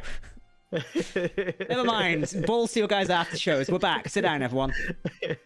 Terry said, "I'm going to drag his Twitter into a separate feed." He goes, "I'm watching now. No Cisco." Hi, Terry. Okay, he says no Cisco in a 12 Monkeys shirt, so we're not getting that. He keeps going through my phone instead. Yeah, Terry, if you want to type in the YouTube chat, we can mod you. I presume Twitter's easier. I think he watches on his TV, actually. Terry, he watches on his TV, so he's like... That means we're on his TV in his living room. Hello, Google Maps. We're in his living room right now. Oh my gosh. It sounds like it's delayed, so you might have just heard me go, we're off. But no, hopefully he's still here. Terry, give us a smoke signal. We'll just wait now. He replied to the 100k thing as well. Okay. Cool. Right. I want to know. Is he going to fly? I do cameo. Oh, he does cameo. He might be the voice of the Dockmaster. Ooh. Nice. Yes, okay, so we'll be listening for his voice. By the way, there's a shush emoji after that. We're not supposed to tell anyone, so please don't tell anyone. Yeah, I can imagine Paramount PR lining up a sniper right now. Like, I can't read emojis. There we go. I love it. That's exciting. Terry, what's, you know, how big is New York Comic Con going to be at the weekend, like, for us Trekkies? Are we going to be blown away by it? Like, can you tell us anything ahead of time? It's going to blow the roof off the house when we hear, like, the big news, whatever's going to drop. I'm glad you didn't watch the rest of the stream early on. About speculating away and me saying stuff I probably shouldn't have said. You know what's exciting, Jack, is that Terry probably, watches Star Trek Picard season 3 at home. Yeah, I bet on he's the same screen that he's watching us on. So we're appearing on the Wow. screen that Picard season 3 has appeared on. What's kind of assume. funny Wow. is I bet Terry can just like, you know, load up his laptop and watch season 3 now and go, those bastards, they can't watch this. Only I can see it right now. That would be quite funny. It's gonna be worth the wait. I already know. Yeah. Actually, I think Terry said recently, like, do you see he teased the for the Star Trek TNG anniversary? He teased the what was it? The soundtrack to TNG. Yeah. The Jerry Goldsmith, like full on, you know, TNG theme song. Yeah, so I said to him, like, is this any chance of getting released, like, early? Now, you did reply to me, Terry, but I didn't quite understand the response at the time, because I said, like, oh, is there any chance of getting a soundtrack a bit early, like, one of the tracks? Can you, like, expand on that one? Because I know you replied, but I didn't know if you meant, like, yes, one's going to come out early, or maybe, or something like that. I'm not sure if you can answer that question, because sure, someone's got a sniper rifle currently, but... You did get an answer to your other question, though, which is New York Comic-Con... Whoa, I don't know. Now I need tea as well, Jack. Will be pretty awesome. great.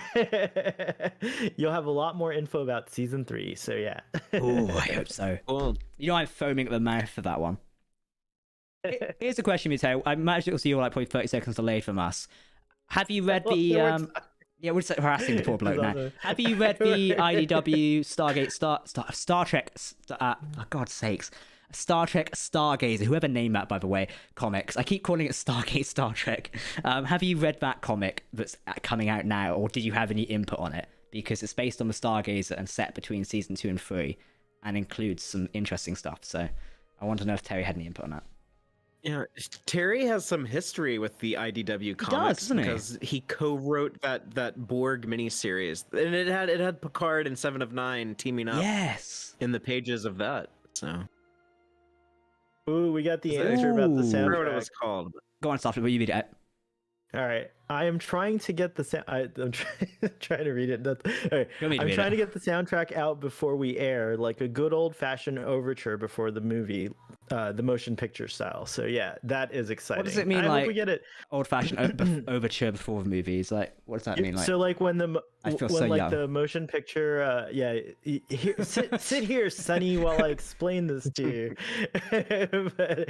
but before when Star Trek the motion picture and a lot of films before they 2001: aired, A while Space Odyssey. yeah, while audiences were gathering in the theater, there was original music that you would later hear in the movie in playing while you waited for the film to start. And so you know how like on the soundtrack of Star Trek the motion picture you have Ilea's theme and it's just like a piano solo. That was the overture for Star Trek the motion picture. So that played while people were waiting, like on a loop or whatever. Yeah. I was looking in the mirror this week. I was like, I'm starting to look older now, but now I feel really young again. Thank you. Good. There you go. But yeah, obviously no one does it anymore. But that would be wonderful. The to last hear an movie to overture. do it Yeah, was that's cool. It was like the motion picture and also the Black Hole, and those both came out in December of '79. Oh my gosh, if the I'm Black not Holes is great. mistaken. And also, can I just say the composer for Picard season 3, Stephen Barton, I He's know his work now fantastic. because I've heard it on 12 Monkeys. Yeah, Also, and he did Jedi he's Fallen amazing, Order, yeah. which is a fantastic video game. Oh yeah, that's right. Yeah, and we have that like Terry confirmed that heroic like finish in the teaser that they gave us. That is actually in Picard, and He said that's it's a part of the Titans theme. Titans. Yeah, the Titans theme. So yeah, that's I'm one we very need. excited Like, that's about one we it. need like released. That'd be fun. Like, I want the Titan theme released. That'd be Yeah, cool. that'd be cool if we could hear that now. Yeah, totally. Go on, Terry, leak it. Go on, we won't tell anyone. Quickly, upload the MP3 or send it to do not reply at trexcentral.net. I'll sign all the non-disclosures to hear the music. I mean, I'm a huge fan of the scores and the soundtrack, so all those people who I'll get put myself in a time lock. So Terry said he hasn't read Stargazer yet. I didn't have much input on that one specifically, but he was aware of it. Okay, cool. That'll be interesting, yeah. I'm trying to think now, like, there's not much in issue 1 I can talk about, so I gotta shut up for a week, but I don't know. Do you guys have any questions for Terry while we've got him, by the way? Because this is like a rare chance we've got him as usual, so. Terry, You ask any 12 Monkeys questions. I was gonna ask him 12 Monkeys God questions. damn! It's a bloody Star Trek stream. Fine. No, I don't have a Star Trek question because I'm really excited and I don't want to know too much about Picard. Here's one I want to know. I want to know this one because I just mentioned it as well. The Star Trek Stargazer comic is telling us more about the Stargazer. Terry, will we learn why the Stargazer isn't being used in season 3? Like, is there a reason why we're not seeing it again? That might be a bit of an odd question. Maybe we will see it. Oh yeah, maybe we will. Yeah, show up. But yeah, I'm curious about the Stargazer as well. What's going on with this? She's a beautiful ship. Yeah. Oh my gosh, Terry's response to you is kind of perfect for the Titan theme. Oh, not that gif. Oh. It is. It's like that gif gives me emotional damage. You put Wilf. You gave us Wilf. Actually, that is a question. It's quite sad actually. That actor passed away this year. Yeah, Bernard Cribbins. He's awesome. He's an incredible performer, and he served in World War One. I saw him in Bristol because they did Doctor Who filming in Bristol, so I saw him down here. It was either him or Stunt Double, but I saw Doctor Who filming, which is great. So, yeah, what was you gonna say? No, I was just gonna say that if I did have a question for Terry Matalis, I know he's teasing again. He's doing it again. He says, "You'll understand in the first episode why it's not the Stargazer. You might see it though." Winky face. Or half smile. What do you call that emoji? That is smirking face. That's a smirk. He's doing it again. Clever. You're so wise. Terry, one simple question. Does anybody know that meme where it's like aliens? I want to do about Iconians. Just saying. I swear I'm going to go through every alien species by the time season 3 comes out and go, is it this one? Well, I'm saying, for Star Trek series to actually embrace the Iconians, I die because, much like my ever-dying love of the Enterprise F Odyssey class, I love the idea of the Iconians in Star Trek. Like, Andor recently mentioned an ancient alien species. If you watched it this week, no spoilers, but well, it won't really spoil it. They mentioned the Rakata or Rakatan, who are a very ancient alien species in Star Wars. So every sci-fi is doing alien species at the minute, which is really good. 14,000 no Iconians. Bloody hell. Worth a try. No Iconians. Oh, we got confirmation that everyone can chill out. The Iconian theorists can chill out. You have it here. It's an exclusive.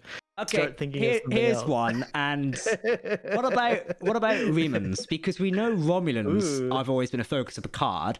What about Remans? Because that's a real good question there, Jack. They can't come out if the lights are too bright. That's why we haven't seen them. Because like they're nocturnal. They don't like the bright lights. Your bullshitting was actually true. I've not studied the species. That was like a thing in the Nemesis. That's like because he hides in the shadows, isn't he? Yeah. Ron Perlman's odd cameo in Star Trek. But I have a question for Terry.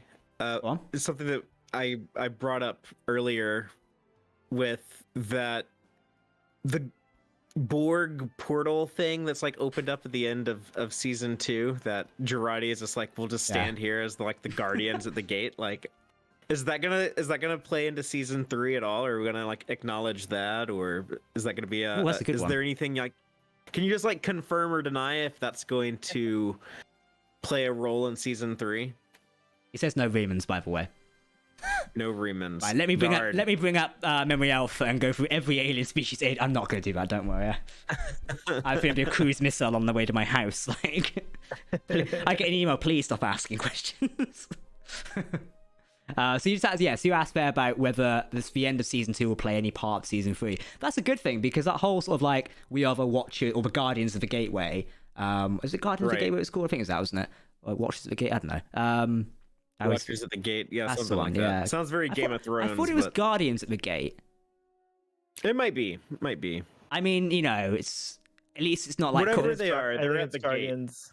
At least it's not like calling the sound. At least it's not calling the soundtrack "The Traveler." Wondering where Jack got that idea from.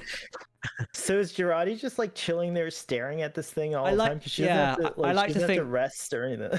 I like to think she's there, like smoking a good cigar, going, like blue skies. What if that gate is the first? She's doing more. She's doing more musical numbers with Oh, like I her love Borg that bit. collective. Like, think how good their choreography Oh, would yeah, be that's because they're true. all like connected in a hive mind, so they'd all be like in sync, you know? Strictly come Borg. Terry says the Gerard story is not a role in season 3, but imagine that threat is still relevant. Interesting. Okay, that idea's gonna. You have to say that like the Borg. You have to say it like the Borg. Girardi is not relevant. No, I'm I'm going to butcher that. The Gerard story is not the role in season. No, I can't do that. I'm not good at voice impressions. I think I'd offend people if I did voice impressions. No, but thank you for letting us know that. Now I won't. I was part of the Girardi theorists. So now I can put my theories to rest. That's good. I know nothing about it. Terry, people in the chat are saying, I've asked you about a 7 series. I know I'd be really... I feel like bad asking you about a 7 series, but apparently someone is saying there's an article by a website whose name I won't mention about a 7 series currently in development. I know you probably can't comment on that, but yeah, all I'm going to say is, person in the chat, I wouldn't trust that. I really wouldn't trust that one. But tweet it to me personally and I'll look into it and see if we can verify it for you, but I wouldn't trust that one. But yeah, that'd be interesting. I'm excited to see Worf, actually. I really want to see Worf. I said recently, you know, I was saying to TJ, who's obviously on her way to New York Comic Con right now, you know, people are asking Michael Dorn for a Worf series, and Michael Dorn himself wanted to do a Worf series. Do you reckon season 3 will propel that movement even further? Much like Prodigy has propelled the Star Trek Janeway movement, do you think the Star Trek Worf will see a new momentum generated now? No. Oh, right then. Fucking let that one down, guys.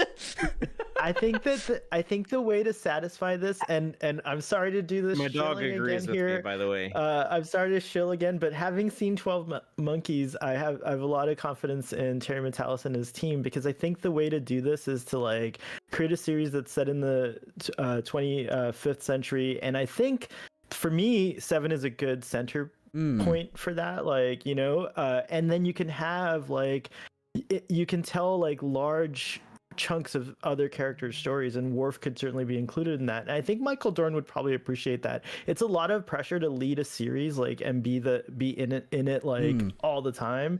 And I feel like, you know, like maybe Michael Dorn wants to chill a little bit and enjoy some time not in makeup. You know? Yeah, so I guess that would be a way to satisfy the fans, and also to, you know, like, so who knows? So I'm just a huge fan of a 25th century show. I guess period. we'll learn. I think it should.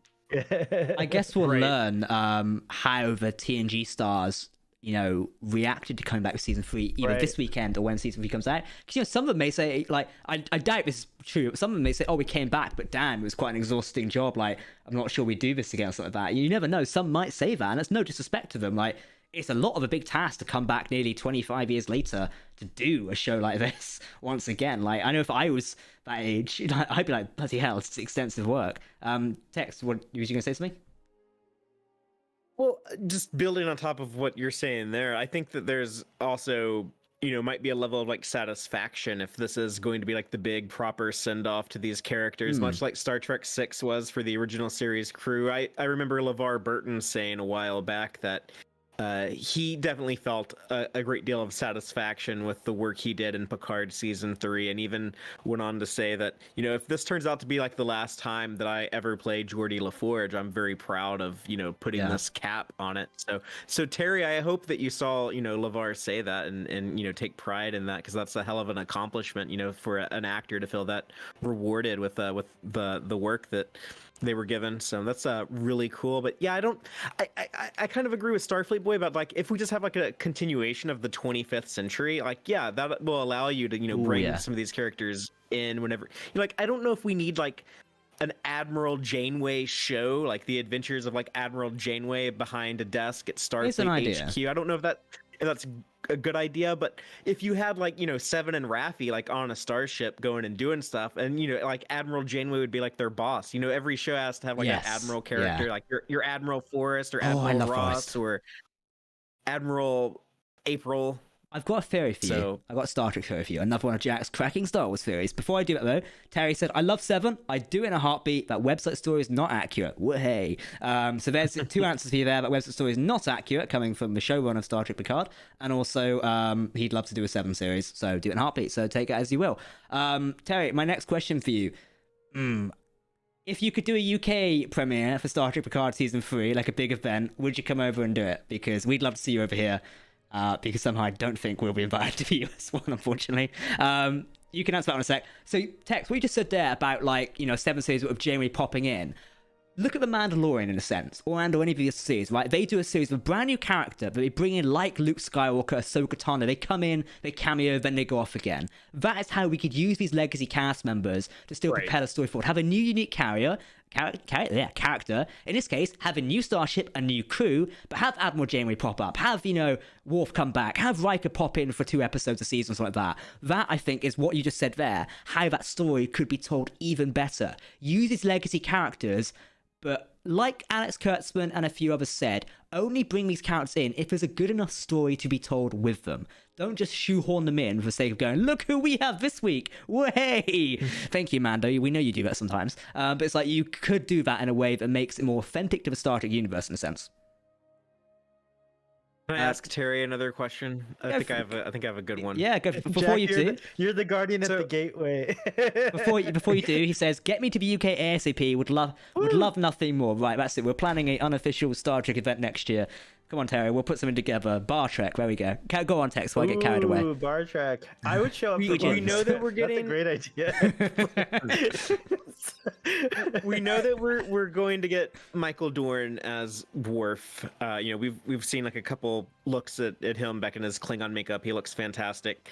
Some people might be dumb and are confused why his hair is gray because they didn't watch All Good Things or don't understand Klingon aging, but whatever. He looks fantastic. My question is, will we see any other Klingons in addition to Worf, or is he the only one we see? So it'd be cool if we haven't had like that classic Michael Westmore look, the tradition. But I guess a lot of people would consider like the traditional Klingon look. So it's great to see that again with Michael Dorn. I'm just wondering if maybe we'll have like some other classic Klingons running around in Picard season 3, even if it was like in the background or something. It'd be cool to see them. Get me JD Hertz back as Martok, like. Yeah, it's the greatest story of your life. I'd love to see Alexander. Yes. What's Alexander doing now? Yeah, that could be interesting, couldn't it? Because Alexander could have like a family. What if like Alexander's like married with kids and he's actually like a really good dad, unlike Worf? Worst dad of a century. Dang. I only have 12 Monkeys questions, Jack. I'm sorry. Sorry, someone just said we need a Star Trek West Wing style show. That'd be hilarious. I love the West Wing. I know you guys are American. Have you watched the West Wing before? Political show? Yes, I've seen like bits and pieces of it, but I didn't have the time to invest in it. I've seen bits of it. I kind of like it because I like Martin Sheen. I think he's a great actor, and he sort of portrayed it well. And I've seen, and his performances that I've seen like clips of are always what makes me want to go and watch the show like in earnest. So at some point I'll probably watch it because it is a very highly regarded show, so it might be a good one to watch when I have time, which I never do because I'm going to start 12 Monkeys again from the start. Oh, for God's sake. We're never hearing the end of this one. I need to watch. I will make this promise now. I swear by the fact Terry Matalis is watching, I will watch 12 Monkeys before Picard season 3 comes out. Like, once. Yes. In my defense, I have got too many shows. I'm doing Lord of the Rings at the minute, Rings of Power, House of the Dragon, and Andor, all for work, as well as Lower Deck. So I've got enough to watch right now. I don't want to watch anything else. A lot. Yeah, I will take it. I will watch it around Christmas, maybe when I've got 5 minutes peace and quiet. Terry, a quick question to you. You might answer though. Okay, I'll ask this one. Answer for father. I'll ask this one so that way the delay can catch up. Gotcha. Go. You probably answered this one before. Are we expecting any other cameos from other Star Trek characters who are from other shows? If you can tell us that one. Also, any other cameos from 12 Monkeys people that you can I think he said that, isn't he? I think he said that when we cracked with Todd Stashwood one. Yeah. Okay, cool. So Tex, I'm hoping for one person, but I won't say who. Who are you hoping for? Well, I don't know if I can say. Do you want to type it to us? Do you want to type it to us in Discord instead? Yeah, I'll type it in the thing. Hold on. Just in case we're not meant to say it. So you type it and we'll go from there. Terry knows who I'm talking about because I said I don't know if I can pronounce her name. So. Oh, okay. Terry said to you, Tex, he said, there'll be some other classic aliens back we haven't seen in a while. I think that's in response to what you said. So yeah, other classic aliens are returning. Interesting. So Romulans. You know that GIF I'm talking about, where it's the guy going aliens, right? You know that GIF. I want a GIF of Terry Matalis going Romulans. Yeah. Okay, I pulled up her name and I spelled it completely wrong in the chat. So, Right, that's really but helpful for someone who's dyslexic. So now I have the correct spelling. But yes, Terry Metalis, if you could. He's telling me to watch 12 Monkeys now. Apparently, we're starting to plan an unofficial Star Trek event here in the UK as well. Rip our finances. If we could actually get like Terry to come to the UK to like Bar Trek, as we're calling it, I would happily do an unofficial event and get everyone out here and do it because I think that'd be a laugh. And it would be. Wouldn't be no Destination Star Trek, but it would be a piss up for sure. Because Jack's on the gin and tonic again.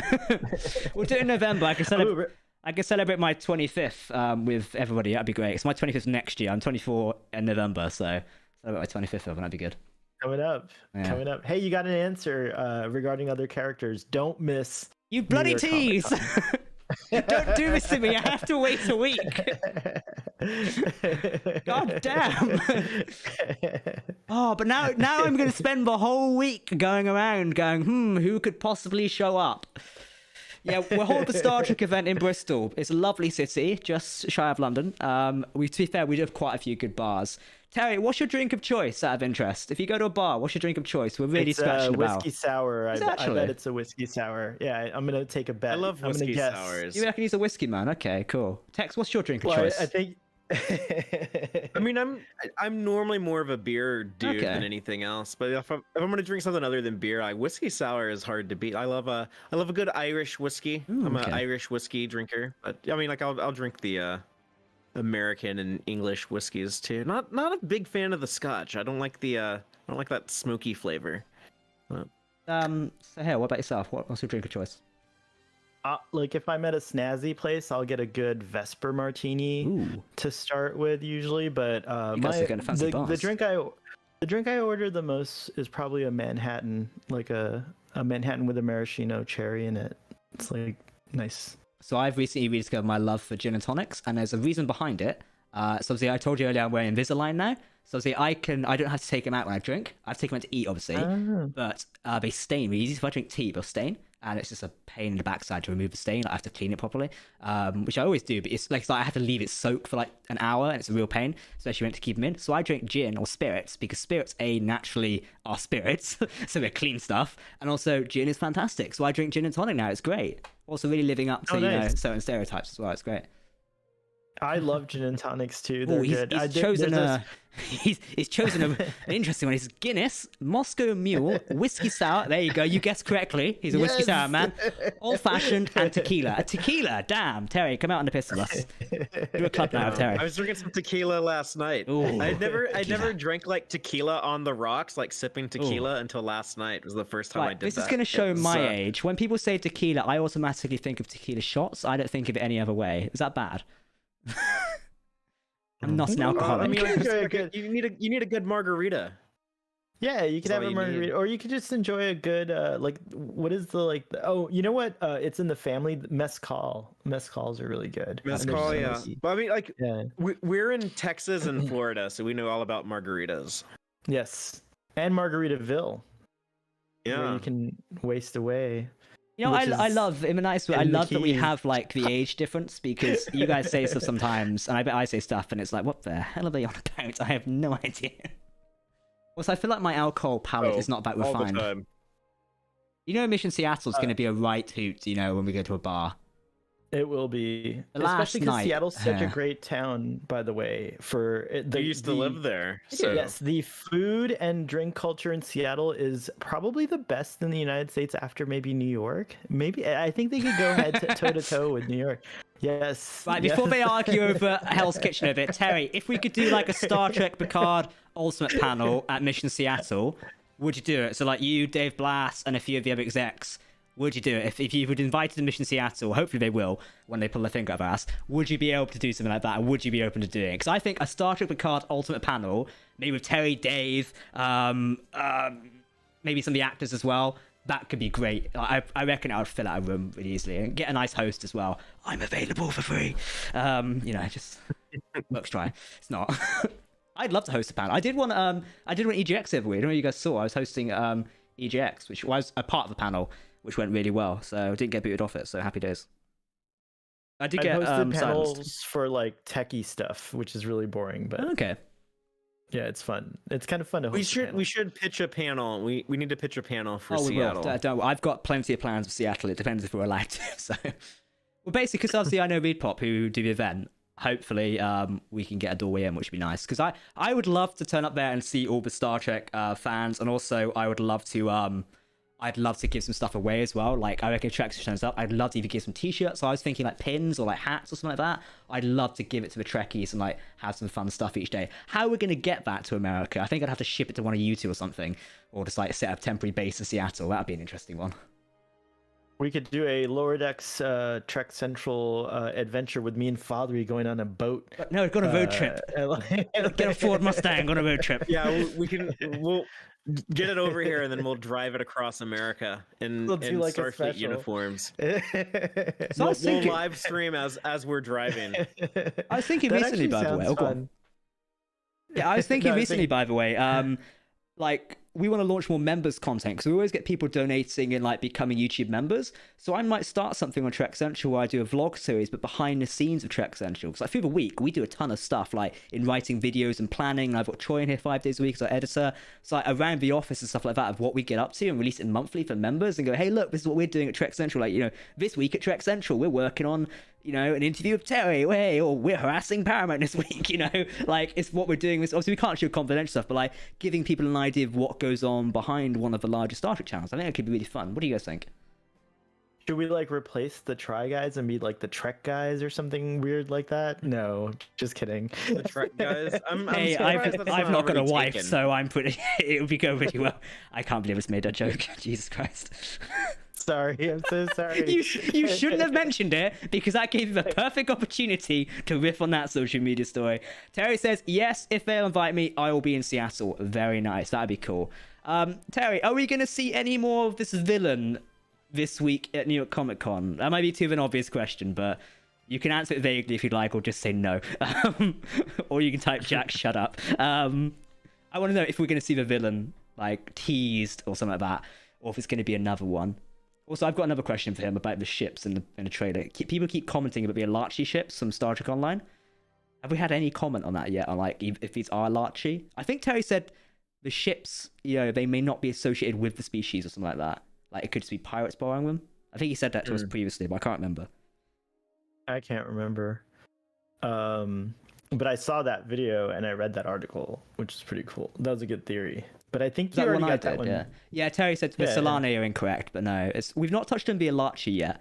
Like, we still don't know who the aliens are boarding what we presume is Crusher ship if the trailer shots are in order. Which is the SS... Is it the SS Elos, isn't it? Or Elos? How do you pronounce it? That's Crusher ship, isn't I think it is. Yeah, Elos. Yeah. Elos? Maybe it's Elos. It's a Greek. Hello, Governor. Yes. Elos, Governor. Hello, fancy to sweep the old chimney, Governor. Oh my God, I can't believe... Well, you can do it. I can't believe I got roped into I don't that. think I sound like... Do I sound default British on occasion? Because I think I've got like a strong, just normal accent. Would Cockney be the default British? No, right? no.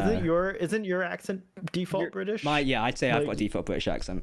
Yeah. I think some Americans say I sound like very hardcore British in a sense, which I think I do at certain points, but... Well, you have the more of the southern accent, or like to me, to my American ear, I've got the southern. Yeah, I'm not northern. I'm not going around going, hey, it's soft southern twat. Right, you know, it's a little more like it's a little bit more associated with like maybe like more like middle class Britain. Thanks, like just doing me out here. Well, I will take my corgi and I shall fuck off. No, Terry says, "Are the villain?" And he gives me a Wolf of Wall Street gif, which is basically, I'll reenact the gif. It's like, meh. It's basically what it says.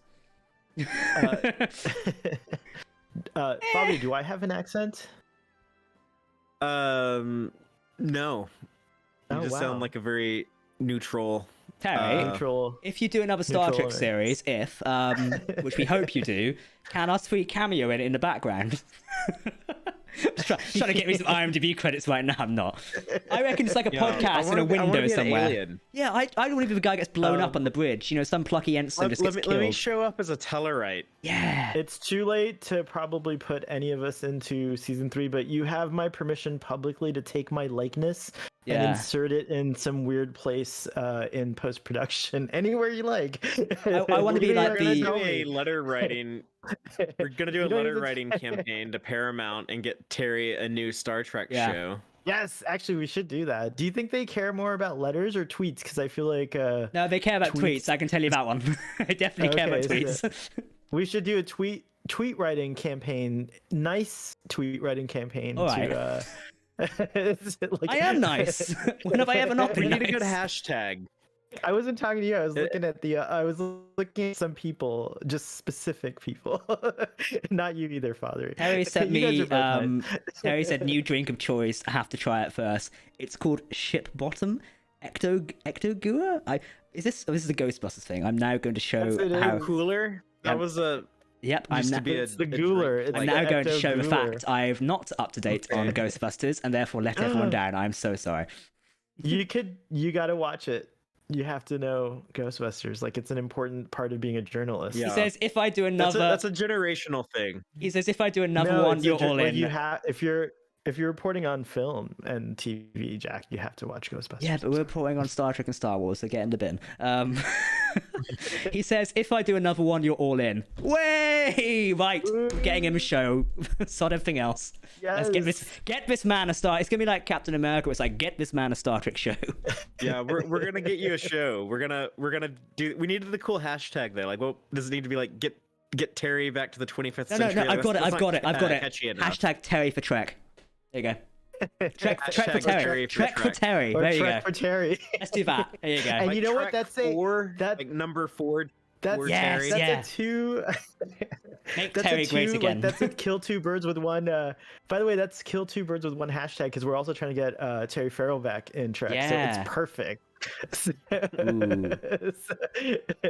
We get two birds. I had something to That's ask. awesome. I've completely forgotten now. I just read something. I've completely forgotten now. Terry, you said something previously about the 25th century being like. I've read this quote somewhere. I can't remember about the 25th century being a good point to like set shows in. I don't know if you can remind us of that or anything like that. I'm sorry, I can't remember. I've read it like months ago now. It might have been on Wiki, but I can't remember. I will quickly go and try and find it. One of you guys say something interesting for a minute while I try and find this quote. Okay. It better be I'm probably gonna- because I'm I'll gonna just ask- talk about 12 monkeys. Yeah.